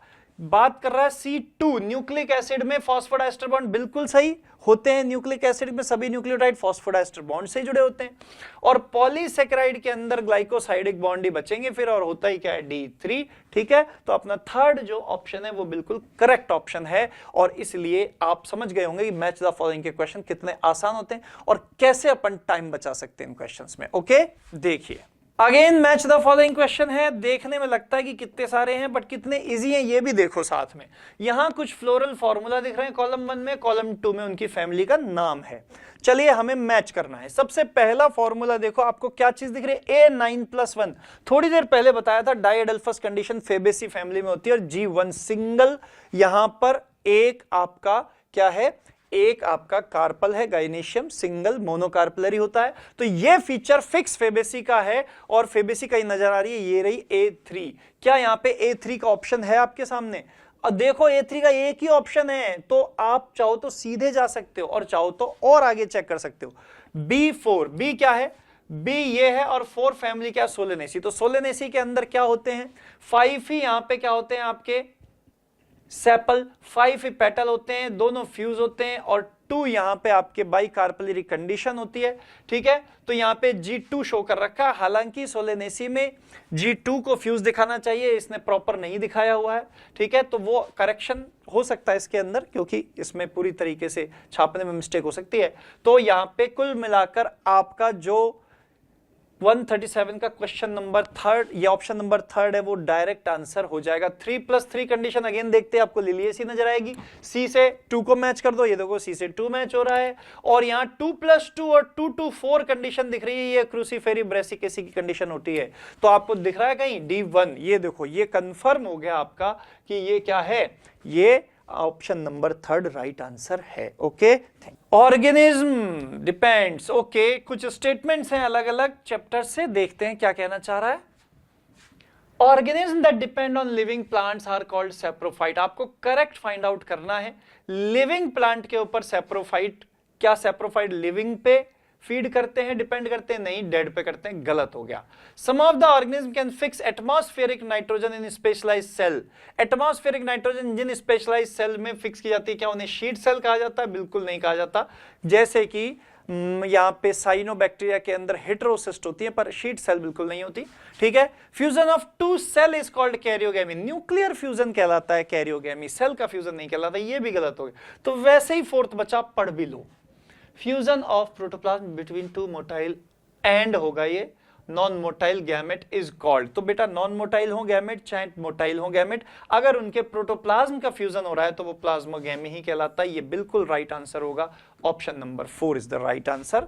Very easy question, once again केवल छोटे से एनालिसिस की जरूरत है। ओके, डीएनए फिंगरप्रिंटिंग इन्वॉल्व्स, ये अपने मॉलिक्यूलर बायोलॉजी का क्वेश्चन है, ह्यूमन जीनोम प्रोजेक्ट और डीएनए फिंगरप्रिंटिंग। ये क्या कहता है, इन्वॉल्व्स आइडेंटिफाइंग, क्वेश्चन नंबर 140 देखते हैं। ओके, तो देखिए डीएनए फिंगरप्रिंटिंग में हम कुछ स्पेसिफिक रीजन में ही डिफरेंस देखते हैं। वो स्पेसिफिक रीजन क्या कहलाते हैं, उन्हीं की बात कर रहा है। वो जो डीएनए सीक्वेंस जिनके डिफरेंस को हम नोट करते हैं वो क्या कहलाते हैं। तो बच्चों आपको याद होगा डीएनए फिंगरप्रिंटिंग में पर्टिकुलर स्पेसिफिक सीक्वेंस यूज किए जाते हैं जिनका नाम होता है VNTR, variable number of tandem repeats. यानी कुछ ऐसे सीक्वेंस होते हैं डीएनए के जो बार बार रिपीट होते हैं और जिनके रिपीटेशन का जो नंबर है वो ऑर्गेनिज्म में उनके पर्सन टू पर्सन वेरी करता है। तो यहां बेसिकली ये रिपीटेटिव सीक्वेंस हैं जिनको ही यहां देखा जाता है, आइडेंटिफाई किया जाता है। तो ऐसा ऑप्शन है अपने पास।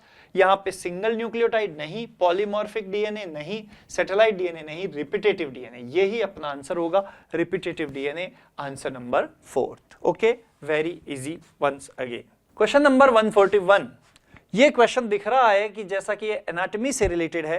क्या कहना चाहता है, cells of medullary rays, correct pair आपको ढूंढना है और ध्यान रखिए इन्हीं में से देखना है आपको, यहां कोई मैचिंग नहीं करानी है। इनमें से करेक्ट कौन सा है, cells of medullary rays that form part of cambial ring. तो क्या होता है, मेडुलरी रेज जो होती है वेस्कुलर बंडल के बीच बीच में, वो जो कैम्बियल रिंग का पार्ट बनाती हैं। जैसे ये तो ऑलरेडी होती है, इंटरफेसिकुलर कैम्बियम तो ऑलरेडी होती है, इंट्रा तो ठीक है, लेकिन ये जो आपकी मेडुलरी रेज हैं ये भी वेस्कुलर कैम्बियम का पार्ट बना देती हैं। तो ये वाला पार्ट जो इन्होंने डेवलप किया ये कहलाता है इंटरफेसिकुलर कैम्बियम। क्या कहलाता है, इंटरफेसिकुलर कैम्बियम। तो इंटरफेसिकुलर कैम्बियम है क्या यहाँ पे, बिल्कुल सही, ये बिल्कुल करेक्ट पेयर दिख रहा है अपने को। फिर भी और को चेक कर लो, loose parenchyma cell rupturing the epidermis and forming lens shape opening. अभी अभी हमने देखा था ये लेंटिसेल होते हैं, ये गलत है। Large colourless empty cells in epidermis of grass leaves की लार्ज सेल बुलिफॉर्म सेल्स होती है, सब्सिडरी गलत है। In dicot leaf vascular bundles are surrounded by large thick walled cell, तो वेस्कुलर बंडल जिससे सराउंड होते हैं वो बंडल शीट होती है, कंजक्टिव टिश्यू गलत है। तो अपना सही आंसर होगा फर्स्ट, 141 का first is the right answer. Okay, बिल्कुल क्लियर। देखिए ये एक एक्सपोनेंशियल ग्रोथ इक्वेशन शो की गई है, question number 142 in the exponential growth equation. तो exponential growth equation nt is equal to n0 e raise to the power rt, इसमें पूछा गया E रिप्रेजेंट्स या E क्या रिप्रेजेंट करता है। तो आपने ये इक्वेशन बहुत बार पढ़ी है, ऐसी इक्वेशन यहां पे एक्सपोनेंशियल इक्वेशन पॉपुलेशन के टाइम पे यूज की थी आपने, पॉपुलेशन के अंदर पॉपुलेशन की जो एक्सपोनेंशियल ग्रोथ देखी थी वहां पे ये इक्वेशन इस्तेमाल हुई थी। तो इसके अंदर E क्या है, वैसे तो सिंपल मैथमेटिक का क्वेश्चन है देखा जाए तो, ये यहां पे E क्या रिप्रेजेंट करता है, E यहां पर नेचुरल बेस होता है किसका, लॉगरिथम का, या नेचुरल लॉगरिथम का बेस आप इसे कह सकते हो। तो यहां पे ऑप्शन है कुछ, the base of natural logarithm, ये बिल्कुल राइट आंसर हो जाएगा। Geometric logarithm, number logarithm, exponential logarithm, ऐसी कोई टर्म्स हमने कभी नहीं पढ़ी हैं, मैथमेटिक्स में भी यूजुअली नहीं यूज होती। नेचुरल लॉगरिथम जो है वो ही है और उसी का बेस E होता है, तो ये बिल्कुल फर्स्ट आंसर हो जाएगा। डायरेक्ट मेंशन भी, और वैसे आप सब जानते हो फिजिक्स केमिस्ट्री आप सब ने पढ़ी हुई है। Okay, which of the following statement is incorrect, question number 143 पूछ रहा है आपको, विच of the following statement is incorrect, और इसके अंदर कुछ स्टेटमेंट यूज हो रहे हैं, देखने में लग रहा है कि रेस्पिरेशन से रिलेटेड है। देखते हैं, ATP is synthesised through complex fifth, तो रेस्पिरेशन के अंदर फाइनल जो अपन ऑक्सीडेटिव फॉस्फोराइलेशन पढ़ते हैं वह कॉम्प्लेक्स फिफ्थ एटीपी सिंथेटेज की तरह काम करता है, ये राइट आपको स्टेटमेंट लग रहा है। Oxidation reduction reaction produce proton gradient in respiration, तो बिल्कुल तभी अपन इसको क्या कहते हैं, ऑक्सीडेटिव फॉस्फोराइलेशन कहते हैं, क्योंकि प्रोटॉन ग्रेडियंट को पैदा करने का काम ये ऑक्सीडेशन रिडक्शन रिएक्शन करती हैं, जिनकी वजह से ही जो एनर्जी जनरेट होती है इलेक्ट्रॉन के ट्रांसपोर्ट से, उनसे प्रोटॉन निकल कर कहां जाते हैं, यहां पर इनर मेम्ब्रेन से बाहर इंटर मेम्ब्रेनस स्पेस में जाते हैं, इस जगह प्रोटॉन ग्रेडियंट क्रिएट करते हैं। ठीक है, तो ये बिल्कुल सही है। During aerobic respiration role of oxygen is limited to terminal stage, याद करो लास्ट में जब इलेक्ट्रॉन एंटर हुए थे कहां पर, आपके एंड में मैट्रिक्स के अंदर आए थे, उधर से प्रोटॉन भी इसको क्रॉस करके F0 F1 टनल को क्रॉस करके मैट्रिक्स में आए थे, तो उनको रिसीव किया था ऑक्सीजन ने, ओके, और वाटर बनाया था। तो ये जो लास्ट स्टेप है यहीं पर ऑक्सीजन का डायरेक्ट रोल देखा जाता है, गवर्न पूरे को करती है, ड्राइव पूरे को करती है, पर यहां पे लिमिटेड है उसका जो रोल, वो केवल टर्मिनल स्टेप तक है। तो ये भी एक राइट स्टेटमेंट नजर आ रहा है। फोर्थ देखते हैं, इन ETC 1 molecule of NADH plus H plus gives rise to 2 ATP and 1 FADH2 gives rise to 3 ATP, बिल्कुल ही गलत बात दिख रही है। NADH2 से आप 2 ATP बनवा रहे हो, नॉर्मली हम 3 मानते हैं, FADH2 से आप 3 बनवा रहे हो, नॉर्मली हम 2 मानते हैं, स्ट्रेट फॉरवर्ड ये गलत हो गया, तो आंसर हमारा फोर्थ हो गया। Okay, done. Question number 144, identify the correct statement, the coding strand. Question number 144 में फिर से आपसे क्या पूछा गया है, करेक्ट स्टेटमेंट छांटना है, और यहां ऑप्शंस देखने पर लग रहा है कि यह मॉलिक्यूलर बायोलॉजी का क्वेश्चन है। देखते हैं, the coding strand in transcription unit is copied to an mRNA। याद करो ट्रांसक्रिप्शन यूनिट को, जिसमें 2 स्ट्रैंड होती थी, एक जिसे ट्रांसक्राइब होना होता था उसे हम कहते थे टेम्पलेट स्ट्रैंड, दूसरी जो केवल इसकी कॉपी थी और ट्रांसक्रिप्शन में कोई डायरेक्ट रोल प्ले नहीं करती थी, वो कहलाती थी कोडिंग। तो क्या कोडिंग स्ट्रैंड कॉपी होती है mRNA में? बिल्कुल नहीं, टेम्पलेट होती है mRNA में कॉपी, और कोडिंग केवल दिखने में इसकी जैसी दिखती है और इसकी कॉपी बिल्कुल नहीं आती है mRNA में, इसलिए ये स्टेटमेंट रॉन्ग है, ये करेक्ट नहीं है। Next, split gene arrangement is characteristic of prokaryote. Split gene का फॉर्मेशन कब होता है? जब बनने वाले आरएनए के अंदर कोडिंग और नॉन कोडिंग दोनों तरह के सीक्वेंस आ जाते हैं, एक को अपन एक्सॉन और एक को इंट्रॉन बोलते हैं। तो यहां पे एक्सॉन और इंट्रॉन दोनों तरह के सीक्वेंस आ जाते हैं और इस वजह से ये कहलाता ही स्प्लिट जीन। लेकिन ये फीचर है किसका? ये फीचर है आपका, ये फीचर है यूकैरियोट का, ना कि प्रोकैरियोट का, इसलिए ये क्या हो गया? इसलिए ये हो गया आपका रॉन्ग। ठीक है, in capping methyl guanosine triphosphate is added to 3' end है ये ठीक है। तो बच्चों ये बात की गई है पोस्ट ट्रांसक्रिप्शनल मॉडिफिकेशन की, जिसमें जो HNRNA बनता है उसको मॉडिफाई करने के लिए अपन 5' एंड पे जोड़ देते हैं 7 मिथाइल गुआनोसिन। तो ये जो कैपिंग है ये 5' एंड पे होती है, अगर 3' एंड पे बोली जा रही है तो ये गलत हो गई बात, ठीक है। 3 तो ऑलरेडी गलत हो गए, तो चौथा देखो, RNA polymerase binds with rho factor to terminate the process of transcription in bacteria. Bacteria के अंदर transcription process RNA polymerase perform करवाता है। वैसे तो वो तीनों ही स्टेप में काम आता है, हालांकि वो खुद इलोंगेशन को कैटालाइज करता है। इनिशिएशन कैटालाइज करने के लिए उसे सिग्मा फैक्टर की जरूरत पड़ती है और टर्मिनेशन कैटालाइज करने के लिए उसे रो फैक्टर की जरूरत पड़ती है। वही बात इसने बोली है, RNA polymerase binds with rho factor to terminate the process of transcription in bacteria. Very easy, बिल्कुल डायरेक्ट स्टेटमेंट है जो सही है कि RNA पॉलीमरेज ट्रांसक्रिप्शन को खत्म करने के लिए रो फैक्टर के साथ जुड़ता है और उस प्रोसेस को कैटालाइज करता है, ठीक है। तो ये फोर्थ ऑप्शन यहां करेक्ट हो जाएगा और इस तरह से ये बिल्कुल क्लियर कट आपको पता चल रहा है कि फोर्थ इज करेक्ट एंड बाकी के तीनों इनकरेक्ट। ओके, क्वेश्चन नंबर 145 क्या पूछता है ये, in some members of which of the following pairs of families pollen grains retain their viability for months after release। यानी ये क्वेश्चन पूछ रहा है आपसे कि कौन सा यहां पेयर है फैमिलीज का जिसके पॉलन ग्रेन अपने रिलीज के कई महीनों बाद तक भी वायबल बने रहते हैं। तो बिल्कुल स्ट्रेट फॉरवर्ड क्वेश्चन है ये, डायरेक्ट ये लाइन है एनसीईआरटी के अंदर। जब पॉलन वायबिलिटी की उसने बात की है बुक में, तब साफ साफ मेंशन किया है कि कुछ ऐसे मेंबर्स हैं, कुछ ऐसी फैमिलीज हैं जिनके मेंबर्स जो होते हैं उनके पॉलन ग्रेन रिलीज के कई महीनों बाद तक भी वायबल बने रहते हैं। यानी अगर वो उसके बाद भी कार्पल पर ट्रांसफर होंगे तो क्या करेंगे, पॉलन ट्यूब डेवलप करेंगे। ओके, तो जो ये चीज है ये आपको मिलती है दो फैमिलीज में, स्पेशली बुक में मेंशन है साफ साफ। एक तो फैमिली पोएसी, व्हीट की फैमिली जो है, और एक लेग्यूमिनेसी, ठीक है। पोएसी एंड लेग्यूमिनेसी, लेग्यूमिनेसी को आजकल फेबेसी भी कहा जाता है, पी फैमिली है वो, ठीक है। तो ओल्ड नेम है ये लेग्यूमिनेसी। तो पोएसी एंड लेग्यूमिनेसी अपने को यहां दिख रहे हैं ऑप्शन नंबर 4 में, यही हो जाएगा राइट आंसर, ऑप्शन नंबर 4, ठीक है, जैसा यहां दिखाया हुआ है। ओके, तो ये बिल्कुल डायरेक्ट क्वेश्चन है, लाइन टू लाइन मैच होती है एनसीईआरटी से, उसमें से उठाया हुआ क्वेश्चन है ये। ओके, चलिए ठीक है। नेक्स्ट क्वेश्चन नंबर 146 देखते हैं। Which of the following statement is incorrect? Grana lamella have both PS first and PS second। देखिए यहां पे इनकरेक्ट स्टेटमेंट आपको फाइंड आउट करना है।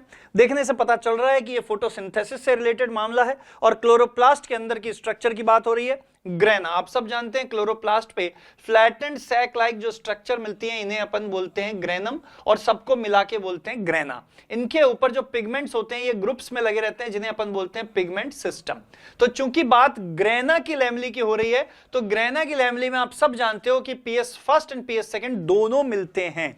जबकि स्ट्रोमा लैमली की बात अगर हो, जो कि आपको मालूम है क्लोरोप्लास्ट में स्ट्रोमा रीजन के अंदर आप कई बार देखते हो कि ऐसी सिंगुलर लैमली होती हैं जो कई बार ग्रेना को कनेक्ट करने के काम भी आती हैं, इनको स्ट्रोमा लैमली बोला जाता है।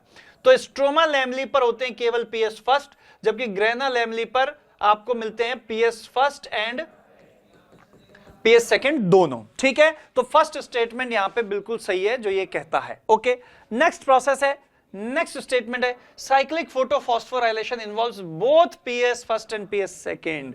साइक्लिक फोटोफॉस्फोराइलेशन अगर आपको याद हो, जिसमें PS फर्स्ट से इलेक्ट्रॉन निकलता था और वापस डिफरेंट इलेक्ट्रॉन एक्सेप्टर के पास घूम के फिर से PS फर्स्ट पे लौट जाता था, तो ये जो स्टेटमेंट है ये बिल्कुल गलत है, क्योंकि साइक्लिक फोटोफॉस्फोराइलेशन में केवल कौन इन्वॉल्व होता है, PS फर्स्ट इन्वॉल्व होता है, PS सेकंड इन्वॉल्व नहीं होता। तो रॉन्ग स्टेटमेंट तो ये आ चुका।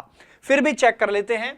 Both ATP and NADP H+H+ are synthesized during non-cyclic। देखिए non-cyclic यानी कि Z स्कीम, अगर आपको याद हो तो हम इन जनरल इसकी स्टार्टिंग PS सेकंड से करते हैं, इलेक्ट्रॉन अपवर्ड जाता है, फिर इसमें एनर्जी के लिहाज से डाउनवर्ड मूवमेंट होता है, PS फर्स्ट को मिलके फिर से ये बाहर चला जाता है और वहां पर ये NADPH+, जो यहां पे NADP अपन बोल सकते हैं एक तरह का इलेक्ट्रॉन एक्सेप्टर भी है, एक रिड्यूस्ड कोएंजाइम यहां बनता है इलेक्ट्रॉन के मिलने से, यानी कि उस NADP को इलेक्ट्रॉन मिलने की वजह से यहां NADPH+H+ बनता है। साथ ही साथ इस इलेक्ट्रॉन के ट्रांसपोर्ट होने से जो एनर्जी आती है उससे यहां ATP बनता है। तो ये जो स्कीम आप देख रहे हो, इस तरह का जो मूवमेंट है, इसी को नॉन साइक्लिक बोला जाता है, क्योंकि इलेक्ट्रॉन जो PS सेकंड से निकला है वो वापस PS सेकंड तक नहीं पहुंचा। एक तो ये रीजन है नॉन साइक्लिक बोलने का। दूसरा, इसकी इस जर्नी में इसने ATP तो सिंथेसाइज किया ही है, साथ ही एंड में इसने क्या सिंथेसाइज किया है, NADPH+H+ भी सिंथेसाइज किया है। तो इसका मतलब ये स्टेटमेंट बिल्कुल सही है कि नॉन साइक्लिक फोटोफॉस्फोराइलेशन में ATP और NADPH+H+ बनते हैं। It is quite right statement. Okay, तो it is right. Then stroma lamellae have PS first only and lack NADP reductase। ये भी बिल्कुल सही बात है। अभी अभी अपन ने बोला था कि स्ट्रोमा लैमेलिया पर केवल PS फर्स्ट होता है, और साथ साथ चूंकि इस पर NADP रिडक्टेज एंजाइम नहीं होता, इसलिए इलेक्ट्रॉन वापस लौट के इसके पास आ जाता है। तो ये बिल्कुल राइट स्टेटमेंट है बच्चों।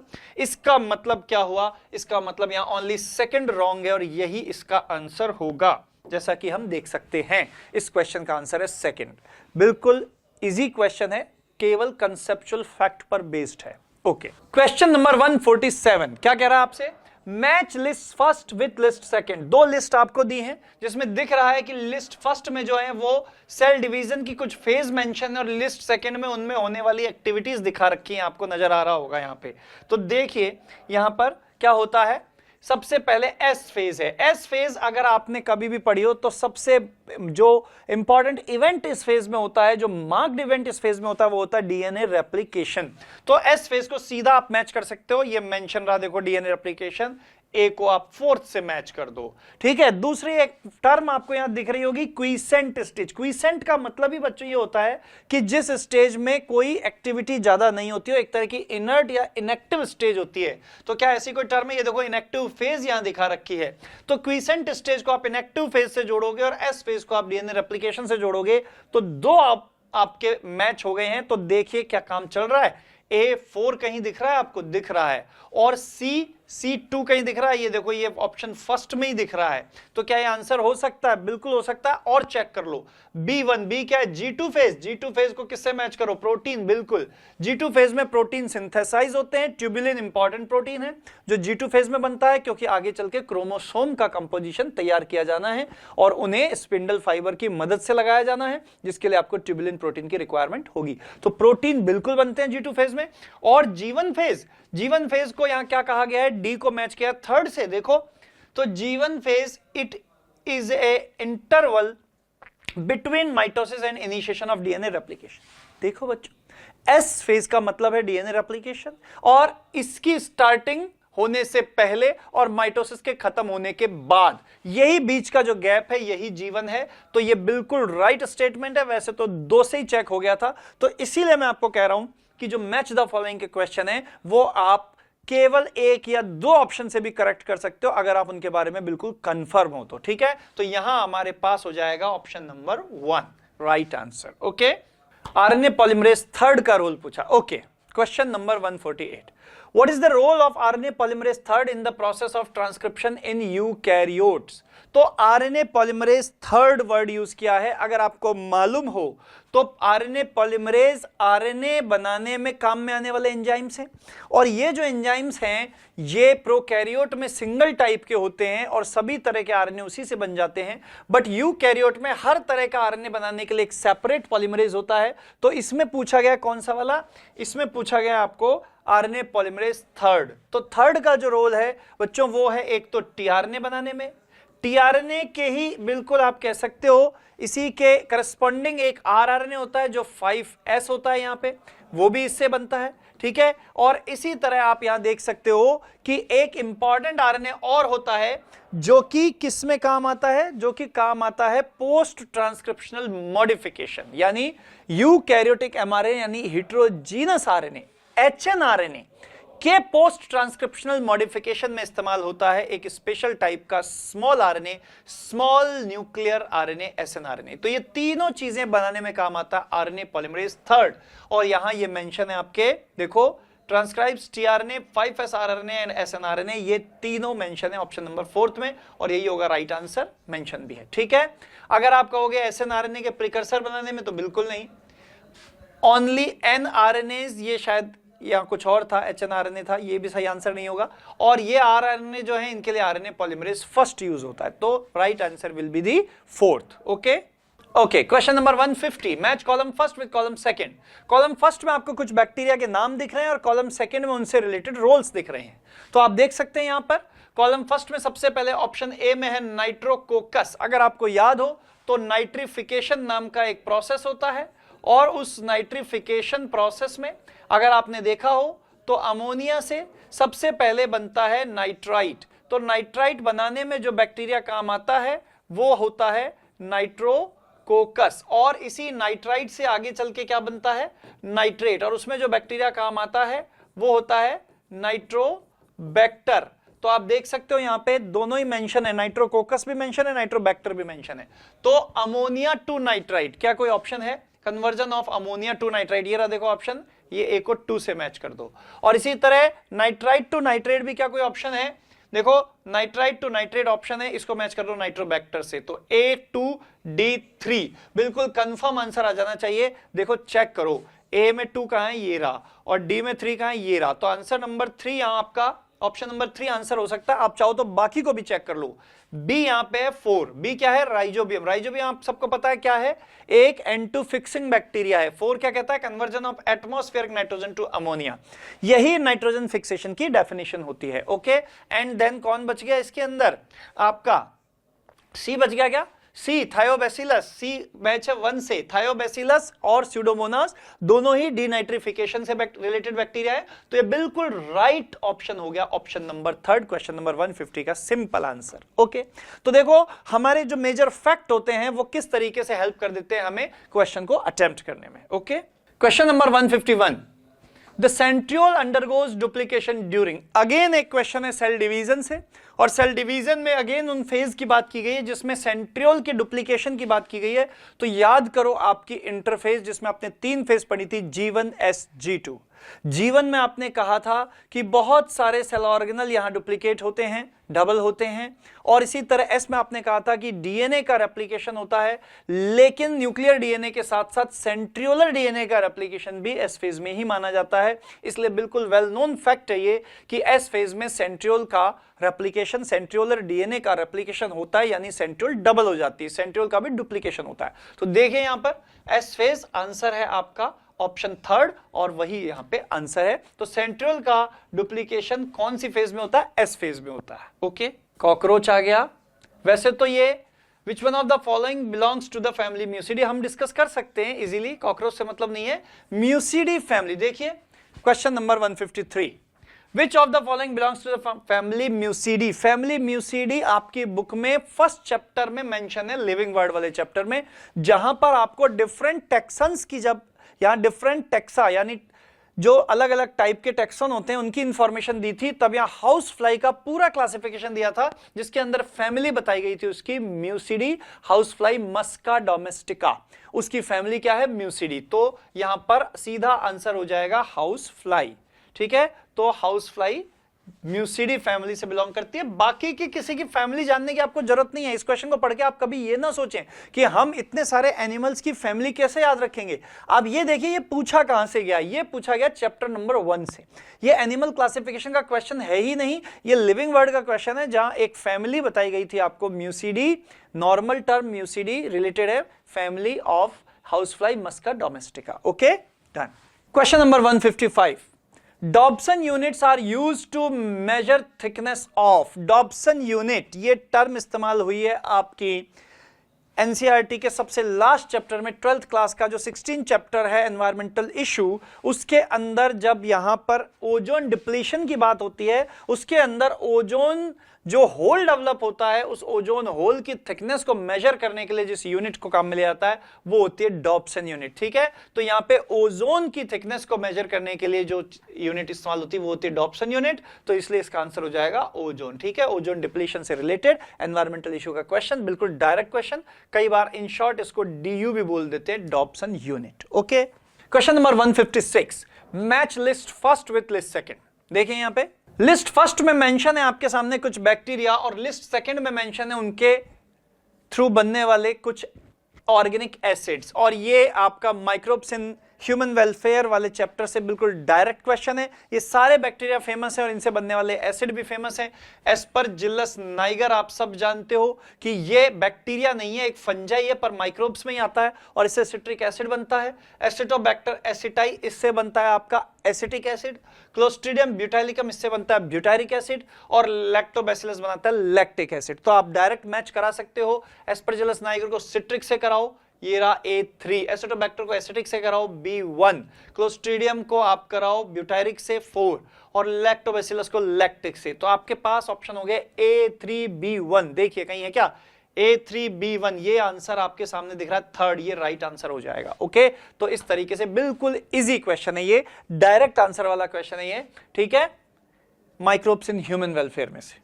हाँ जी, इस क्वेश्चन को आप देख सकते हैं, question number 164, if adenine makes 30% of the DNA molecule, what will be the percentage of thymine, guanine and cytosine. देखिए यहां पे एक तरह का नाइट्रोजन बेस आपको दे रखा है डीएनए के अंदर, टोटल जीनोम के अंदर या ओवरऑल डीएनए मॉलिक्यूल के अंदर, बाकी के तीनों पूछे गए हैं। तो कितना आसान है इसको निकालना, इसके लिए आपको केवल एक क्लू पता होना चाहिए कि डीएनए के अंदर 4 तरह के बेस होते हैं, जिनमें एडेनाइन जो होते हैं वो हमेशा जुड़ते हैं थायमिन से, और गुआनिन जो होते हैं वो हमेशा जुड़ते हैं साइटोसिन से। ठीक है, तो ये अगर आपको मेंशन है यहां पे किसका अमाउंट, एडेनाइन का, जो कितना है 30%, तो इसका मतलब अगर एडेनाइन 30% है तो थायमिन भी कितना होगा, थायमिन भी 30% होगा, यानी 80 मिलके टोटल कितने हो गए 60%। बचा कौन, बचे जीसी। ये टोटल कितने हो गए, बचे हुए 40%। 100% में से 60% अगर 80 हो गए तो 40% हो गए जीसी, और चूंकि ये दोनों बराबर हैं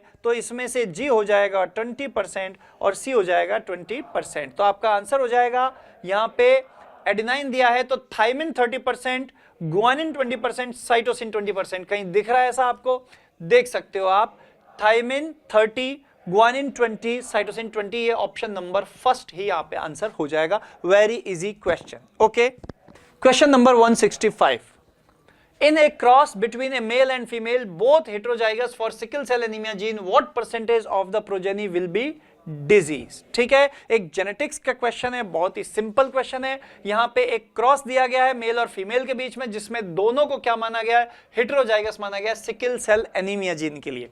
तो इसके लिए हम देखें कि जो नॉर्मल हीमोग्लोबिन बनाने वाली जीन है हम उसे कह देते हैं HbA, और जब हीमोग्लोबिन डिफेक्टेड हो जाता है जिसकी वजह से आरबीसी सिकल शेप्ड हो जाती है तो हम उसको बनाने वाली जीन को बोल देते हैं HbS। तो आपके सामने दोनों ही पेरेंट इस जीनोटाइप के हैं, HbA HbS का क्रॉस कराना है HbA HbS से। ठीक है, तो आपके पास इस क्रॉस में दोनों तरह के गैमेट कैसे बनेंगे, यहां पे अगर आप फीमेल गैमेट बनाएंगे तो बनेंगे HbA टाइप के और HbS टाइप के, और अगर आप मेल गैमेट बनाएंगे तो कैसे बनेंगे, यहां पे आपके पास बनेंगे वही HbA और HbS टाइप के। ठीक है, अब जब आप यहां पर इसको पुनेट स्क्वायर में रखेंगे तो आप देखिए यहां दोनों HbA HbA ये आ जाएगा, HbA HbS ये आ जाएगा, HbA HbS, और ये आ जाएगा आपके पास HbS HbS।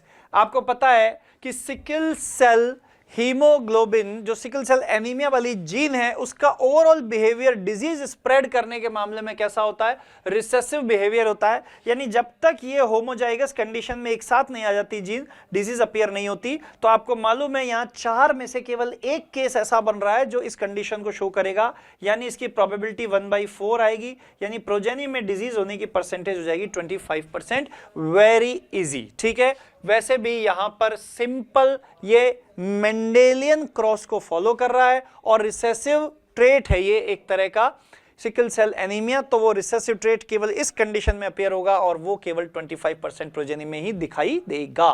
तो ये हो गया आंसर नंबर फर्स्ट आपका राइट आंसर। ठीक है, ओके।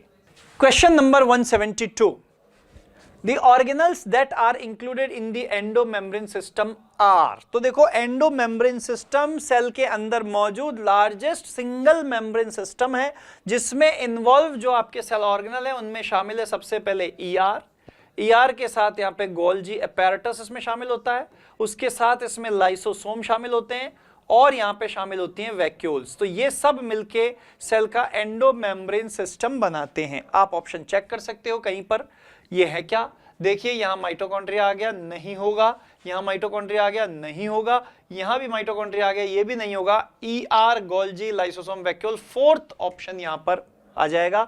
बिल्कुल simple question, simple answer. Okay, तो 4 is the answer. Okay, question number 173। The fruit fly has 8 chromosome 2n in each cell. 8 chromosome दिए गए उसकी 2n स्टेज में in each cell during interphase of mitosis. If the number of chromosome at G1 phase is 8, what would be the number of chromosome after S phase. तो देखिए fruit fly के अंदर उसकी diploid cell में आपको chromosome दिए गए total 8 और कहा गया है कि अगर यहां पे इंटरफेज ऑफ माइटोसिस की चल रही है और G1 फेज में 8 ही क्रोमोसोम हैं, तो S फेज के बाद कितने होंगे। तो आपको पता होना चाहिए G1 फेज में जितने क्रोमोसोम हैं 8, S फेज में होता क्या है, एस फेज में होता है डीएनए का रेप्लिकेशन। डीएनए के रेप्लिकेशन से क्या होता है, डीएनए के रेप्लिकेशन से हर एक क्रोमोसोम जो होता है वो 2 क्रोमेटिड में कन्वर्ट हो जाता है, लेकिन इसको कुल मिलाकर एक ही काउंट किया जाएगा। डीएनए रेप्लिकेशन होने से इसके अंदर 2 डीएनए तो आ गए, पर क्रोमोसोम के नंबर में कोई वेरिएशन नहीं आता है, इसलिए एस फेज में डीएनए रेप्लिकेशन होने के बाद भी टोटल नंबर ऑफ क्रोमोसोम उतने ही रहेंगे जितने जीवन में थे। तो जीवन में यहां अगर 8 थे तो आफ्टर एस फेज भी ये कितने दिखाई देंगे, आपको 8 ही दिखाई देंगे। तो राइट आंसर शुड बी 8, यानी third option. Okay, third will be the answer. Very simple question. Question number 174। Which of the only enzyme that has capability to catalyze initiation, elongation and termination in the process of transcription of prokaryote। देखिए ऐसा question आ चुका है, हमने RNA polymerase की बात की थी, अगर आपको याद हो। आरएनए बनाने वाला यानी ट्रांसक्रिप्शन प्रोसेस, किसकी बात की गई, ट्रांसक्रिप्शन। ट्रांसक्रिप्शन किसके बनने से रिलेटेड प्रोसेस है, आरएनए के बनने से। और आरएनए के बनने में 3 स्टेप होते हैं, आपको याद होगा। इनिशिएशन भी होता है उसके अंदर आपका कंप्लीट इलोंगेशन भी होता है, लास्ट में टर्मिनेशन होता है। तो ये तीनों प्रोसेस जो होते हैं, उन तीनों प्रोसेस को कैटेलाइज करने की कैपेबिलिटी यहां पे होती है आरएनए पॉलीमरेज के पास। पर उसमें से अकेला ये क्या कर पाता है, अकेला केवल ये कर पाता है इलोंगेशन।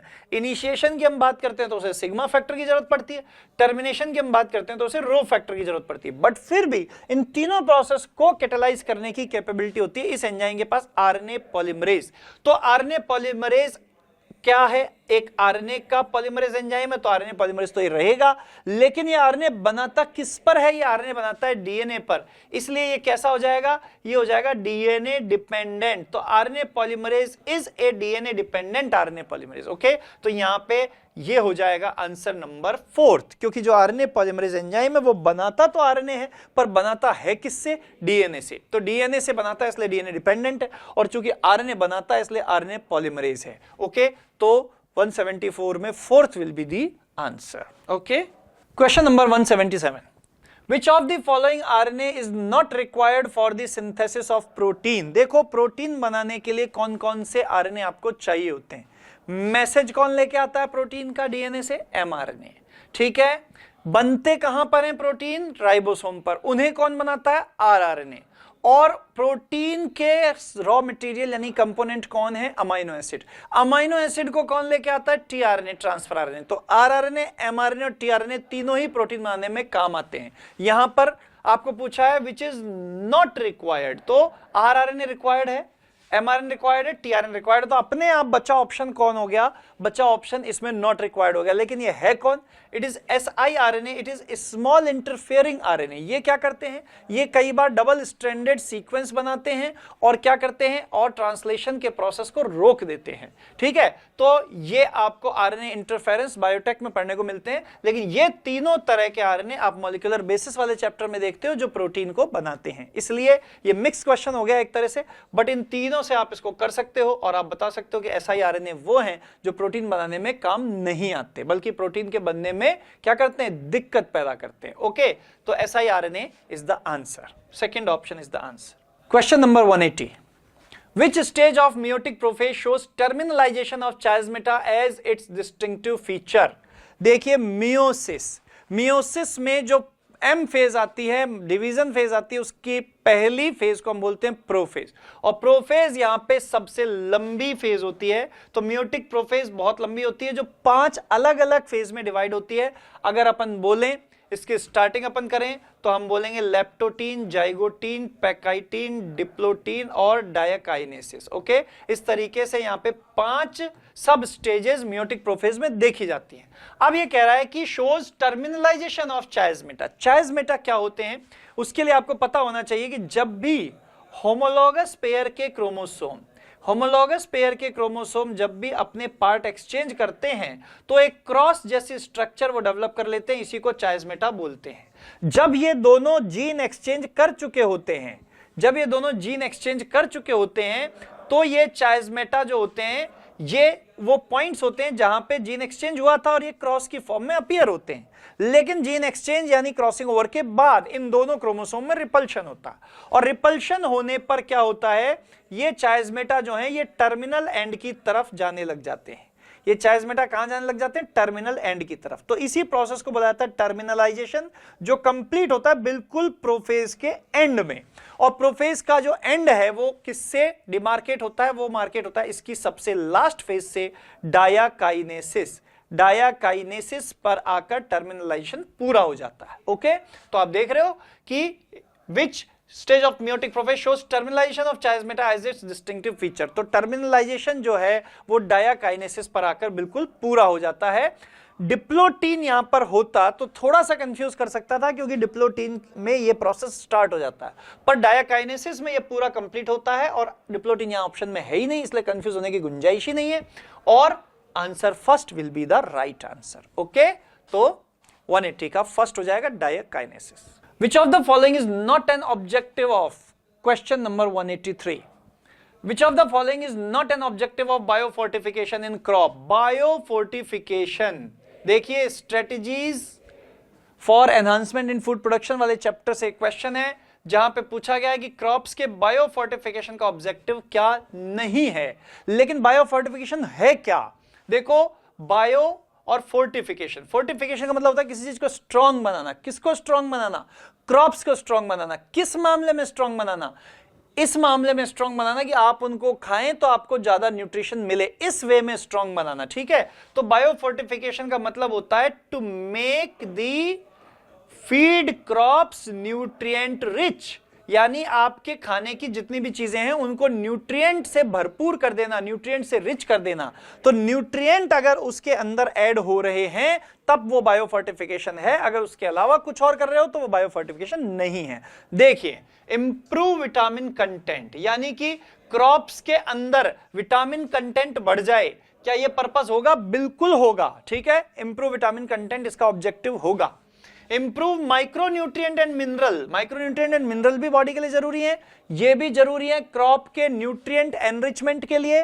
तो इसीलिए माइक्रोन्यूट्रिएंट और मिनरल को मिलाना भी, उनको लेवल को इंप्रूव करना भी बायोफोर्टिफिकेशन में आएगा। Improve protein content, protein is very important nutrient, इसको इंप्रूव करना भी बायोफोर्टिफिकेशन में आएगा। लेकिन इंप्रूव रेजिस्टेंस टू डिजीज, ये बिल्कुल नहीं होगा बायोफोर्टिफिकेशन, क्योंकि डिजीज रेजिस्टेंट बनाने से क्रॉप की न्यूट्रिशनल क्वालिटी इंक्रीज नहीं होती, केवल उसकी यील्डिंग बढ़ जाती है, उसकी पैदावार बढ़ेगी, पर वो आपको ज्यादा न्यूट्रिशन नहीं देगी अगर वो खुद डिजीज रेजिस्टेंट हो गई है तो। ठीक है, तो ये तीनों तो बायोफोर्टिफिकेशन के ऑब्जेक्टिव हैं, लेकिन ये नहीं है। ओके, तो fourth will be the answer. Question number 186, match list first with list second. यहां पे आप देख सकते हो आपके सामने दो लिस्ट हैं और यहां आपको दिख रहा है कि ये कुछ एडेप्टेशंस की बात हो रही है, यानी ये इकोलॉजी का चैप्टर है, और इकोलॉजी में भी फर्स्ट चैप्टर जो ऑर्गेनिज्म एंड पॉपुलेशन वाला है वहां से ये बात की गई है। इसमें एक रूल बताया गया है, एलन्स रूल। एक यहां पे एडेप्टेशन की टाइप दिखा रखे हैं, फिजियोलॉजिकल, बिहेवियरल एंड बायोकेमिकल। तो अगर आप ऑर्गेनिज्म एंड पॉपुलेशन वाले चैप्टर को देखें और उसमें से एडेप्टेशन पढ़ें, तो एक बहुत फेमस एग्जांपल बिहेवियरल एडेप्टेशन का आता है, जिसमें जो डेजर्ट लिजार्ड हैं वो धूप ज्यादा तेज होने पर किसी पत्थर के नीचे जाके उसकी छाया में रेस्ट करती हैं और सर्दी ज्यादा होने पर धूप में आ जाती हैं। ये वो प्रोसेस जो बताया है वो बिहेवियरल एडेप्टेशन वाला है। तो यहां पे एक ऑप्शन आपको सीधा दिख रहा है, डेजर्ट लिजर्ड का ऑप्शन, आप डायरेक्ट मैच कर सकते हो। ठीक है, इसके अलावा आप बात करो एलन्स रूल की, तो एलन्स रूल जो है वो पोलर एरिया में जो ऑर्गेनिज्म मिलते हैं उनके बॉडी पार्ट्स जो है, एक्सट्रीमिटीज, उनकी साइज से रिलेटेड है। ठीक है, तो पोलर एरिया से रिलेटेड यहां पे एक ऑप्शन दिख रहा है आपको, पोलर सील। ठीक है, सील जो फिश होती हैं, फिश नहीं बोलेंगे, मैमल होते हैं, ये एलन्स रूल के एग्जांपल हो सकते हैं। तो यहां पे A4 और C2 डायरेक्ट अपने को मिल गए। क्या ऐसा कहीं मेंशन है? A4 देखो, A4 तो बहुत जगह है यहां पर, बल्कि कहो तो सभी में है, पर C2 भी देखो दो जगह आ गया। अब इससे आगे चलना पड़ेगा आपको। इससे आगे आप चलोगे तो आपके सामने दो बातें हैं, एक है फिजियोलॉजिकल एडेप्टेशन और एक है बायोकेमिकल एडेप्टेशन। तो फिजियोलॉजिकल एडेप्टेशन जो है उसके अंदर आप देखो, आपके सामने दो ऑप्शन बच रहे हैं, marine fish eight depth. Marine fish eight depth की आप बात करोगे तो मैराइन फिश डेप्थ पर किस तरीके से अपने आप को बचाती हैं, तो देखो इनके अंदर क्या होता है, इनके अंदर प्रेशर से बचने के लिए कुछ ऐसे मॉडिफिकेशन होते हैं। उस मॉडिफिकेशन से ये क्या कर लेते हैं, उस मॉडिफिकेशन से ये जो है, आप ये कह सकते हो कि जो मैराइन फिश होती हैं डेप्थ पर, ये इन जनरली कुछ ऐसे लिपिड स्टोर करते हैं, यानी आप कहो ऐसे कुछ वैक्स स्टोर करते हैं जो कि क्या करते हैं, डेप्थ पे जाने पर क्या हो जाते हैं, डेप्थ पे जाने पर लिक्विड हो जाते हैं। लिक्विड होने से इनको बायोंसी मिलती है और उस बायोंसी की वजह से ये उस ह्यूज प्रेशर को बैलेंस कर जाते हैं। ठीक है, तो यहां पर इनको आपको मैच करना चाहिए किसके साथ, इनको आपको मैच करना चाहिए बायोकेमिकल के साथ। और दूसरा जो आपको कैंगरू रेट दिख रहा है, कैंगरू रेट के अंदर क्या होता है, वाटर का मैक्सिमम एब्जॉर्प्शन होता है, रीएब्जॉर्प्शन होता है, साथ ही साथ ये फैट का स्टोरेज भी करते हैं जो कि फिजियोलॉजिकल वाटर देता है। तो कैंगरू रेट को आपको मैच करना चाहिए फिजियोलॉजिकल। तो मैं अगर इसको मैच करता हूं B1 और इसको मैं मैच करता हूं D3, तो क्या कोई ऑप्शन यहां दिखता है अपने को? देखते हैं अपन। A मैच किया 4 से, B1 C2, A4 B1 बिल्कुल सही, C2 D3 बिल्कुल सही, biochemical adaptation, marine fish depth. तो यहां अपना आंसर इस तरीके से बन रहा है, आंसर नंबर 1 बिल्कुल सही। ठीक है, तो आंसर नंबर 1 यहां पे डेवलप हो गया ना। देखिए बहुत ही सिंपल। अगर आपको कोई कंफ्यूजन है तो एक बार फिर से देख लीजिए। एलन्स रूल जो है वो पोलर एरिया में साइज से रिलेटेड है, तो पोलर सील का हो जाएगा। यहां पे बात करें अपन बिहेवियरल एडेप्टेशन, डेजर्ट लिजार्ड बहुत फेमस एग्जांपल है। कैंगरू रेट वाटर का रीएब्जॉर्प्शन करते हैं, ज्यादा से ज्यादा मेटाबॉलिक वाटर बनाते हैं, ये फिजियोलॉजी का पार्ट है, तो ये फिजियोलॉजिकल एडेप्टेशन में चला जाएगा। और मैराइन फिश जो डेप्थ पर होती हैं, ये अपनी बॉडी में स्टोर करती हैं कुछ ऐसे मटेरियल जो ह्यूज प्रेशर को बैलेंस कर लेते हैं। कुछ लिपिड्स इसमें हेल्प करते हैं, कभी कभी प्रोटीन्स भी इसमें हेल्प करते हैं। तो ये इसके हिसाब से ऑप्शन नंबर 1 इसका राइट आंसर होना चाहिए, और ऑप्शन नंबर 1 यहां पे राइट आंसर है। Okay done. देखिए यहां पर आपके सामने दो स्टेटमेंट हैं। Statement first, question number 187, statement first, codon AUG codes for methionine and phenyl alanine. Statement 2, triple AAA and AAG both codons code for amino acid lysine. देखिए ये डायरेक्ट क्वेश्चन है, अमाइनो एसिड और genetic code वाली series में से। तो AUG को सारी दुनिया जानती है कि मेथियोनिन के लिए कोड करता है इनिशिएशन कोडोन है, पर ये फिनाइल एलेनिन के लिए कोड नहीं करता क्योंकि इसके लिए कोड करते हैं ट्रिपल U। तो ये बिल्कुल रॉन्ग हो गया, यहां पे फर्स्ट स्टेटमेंट यहां पे इनकरेक्ट हो ही गया। और अगर हम बात करें लाइसिन के लिए, तो लाइसिन को कोड करता है यहां पे ट्रिपल A, ये बिल्कुल सही है, ठीक है। और इसके साथ AAG भी इसको कोड करता है, तो ये बिल्कुल सही है। तो यहां ऑप्शन नंबर यानी स्टेटमेंट फर्स्ट हो जाएगा इनकरेक्ट और सेकंड हो जाएगा ट्रू। तो ऐसा कोई है, यहां पे है statement first is incorrect, second is true, तो सेकंड यहां पे आंसर हो जाएगा, 187 का आंसर हो जाएगा 2। Okay, right answer. देखिए question number 189, assertion a person goes to high altitude and experiences altitude sickness with symptoms like breathing difficulty and heart palpitations, और रीजन दिया हुआ है due to low atmospheric pressure at high altitude the body does not get sufficient oxygen. तो आप सब जानते हैं कि जब भी कोई पर्सन हाई एल्टीट्यूड पर जाता है तो उसको कुछ परेशानियां फेस करनी पड़ती हैं, जैसे कि सबसे पहली बात, उसको वहां पे बढ़ी हुई ब्रीदिंग रेट देखने को मिलेगी, सांस फूल जाएगी और हार्ट रेट जो है वो बढ़ जाएगी, हार्ट पाल्पिटेशन इंक्रीज हो जाएंगे। इन्हीं चीजों को मिला के कहा जाता है एल्टीट्यूड सिकनेस। तो ये असर्शन बिल्कुल सही है, person goes to altitude and experiences altitude sickness. उसका रीजन क्या होता है? उसका रीजन यही है कि हमें पता है कि जैसे जैसे हम हाइट पर जाते हैं एयर की डेंसिटी कम होती है तो ऑक्सीजन की कंसंट्रेशन भी कम हो जाती है। इसकी वजह से उसे ज्यादा ऑक्सीजन खींचने के लिए तेजी से ब्रीदिंग करनी पड़ती है और हार्ट को उस ऑक्सीजन को बॉडी में पहुंचाने के लिए तेजी से पंपिंग करनी पड़ती है। तो ये एल्टीट्यूड सिकनेस बिल्कुल होती है हाइट पर, और उसका रीजन यही है लो एटमॉस्फेरिक प्रेशर। तो मेरे ख्याल से बात ये हुई कि असर्शन और रीजन दोनों सही हैं और रीजन असर्शन का सही एक्सप्लेनेशन है। कहीं पर ऐसा ऑप्शन है क्या? देखो, both A and R are true and R is the correct explanation of A। ये आंसर होना चाहिए आंसर नंबर थर्ड, यानी option number third is the answer. 189 का option number third. Question number 199, which one of the following statement about histone is wrong? Histone के बारे में यहां पे कुछ स्टेटमेंट दिए गए हैं। हिस्टोन एक बहुत इंपॉर्टेंट प्रोटीन है क्योंकि आपको पता है ये डीएनए को क्रोमेटिन मटेरियल में पैक करने में काम आती है, डीएनए की पैकेजिंग में यूज होती है। तो उससे रिलेटेड यहां डिस्क्रिप्शन अपने मॉलिक्यूलर बेसिस वाले चैप्टर में दिया हुआ है और देखते हैं ऑप्शंस क्या क्या हैं। Histones are rich in amino acid lysine and arginine, ये बिल्कुल सही बात है। ये पूछ रहा है कि रॉन्ग क्या है, ठीक है? तो ये बात बिल्कुल सही है क्योंकि लाइसिन और आर्जिनिन दोनों ही एल्केलाइन अमाइनो एसिड हैं और इसी वजह से हिस्टोन एक एल्केलाइन प्रोटीन है जो डीएनए की एसिडिक नेचर को भी न्यूट्रलाइज करती है और उसके नेगेटिव चार्ज को भी न्यूट्रलाइज करती है, ठीक है? Histone carry positive charge in the side chains. तो देखो एल्कलाइन होने का पर्पस ही यहां क्या है, ये पॉजिटिव चार्ज कैरी करती है और डीएनए की नेगेटिविटी को न्यूट्रलाइज करती है, मतलब नेगेटिव चार्जेस को न्यूट्रलाइज करती है। Histone are organised to form a unit 8 molecule, बिल्कुल सही बात है। हिस्टोन एक कोर बनाती है और ये कोर जो होता है 8 हिस्टोन का बना होता है और यहां पर आपको पता है 4 हिस्टोन के डाइमर होते हैं जिनमें शामिल है H2A, H2B, H3 and H4। ये 4 हिस्टोन जो होते हैं ये चारों मिलके, इनके डाइमर मिलके इनको इंटू 2 करोगे तो 8 हिस्टोन का एक कोर बन जाता है जिस पर डीएनए मॉलिक्यूल रैप होता है, ठीक है? तो ये भी सही है, ये भी सही है, ये भी सही है। तो फिर बचा कौन? PH of histone is slightly acidic, ये बिल्कुल गलत बात है क्योंकि मैं पहले ही कह चुका हूं कि हिस्टोन कैसी प्रोटीन है, एल्कलाइन प्रोटीन है। तो ये हो गया यहां पे रॉन्ग स्टेटमेंट यानी राइट आंसर, ठीक है? तो fourth is the right answer. Okay, so this was the question paper of 2021 and these were the question related botany. Okay, thank you.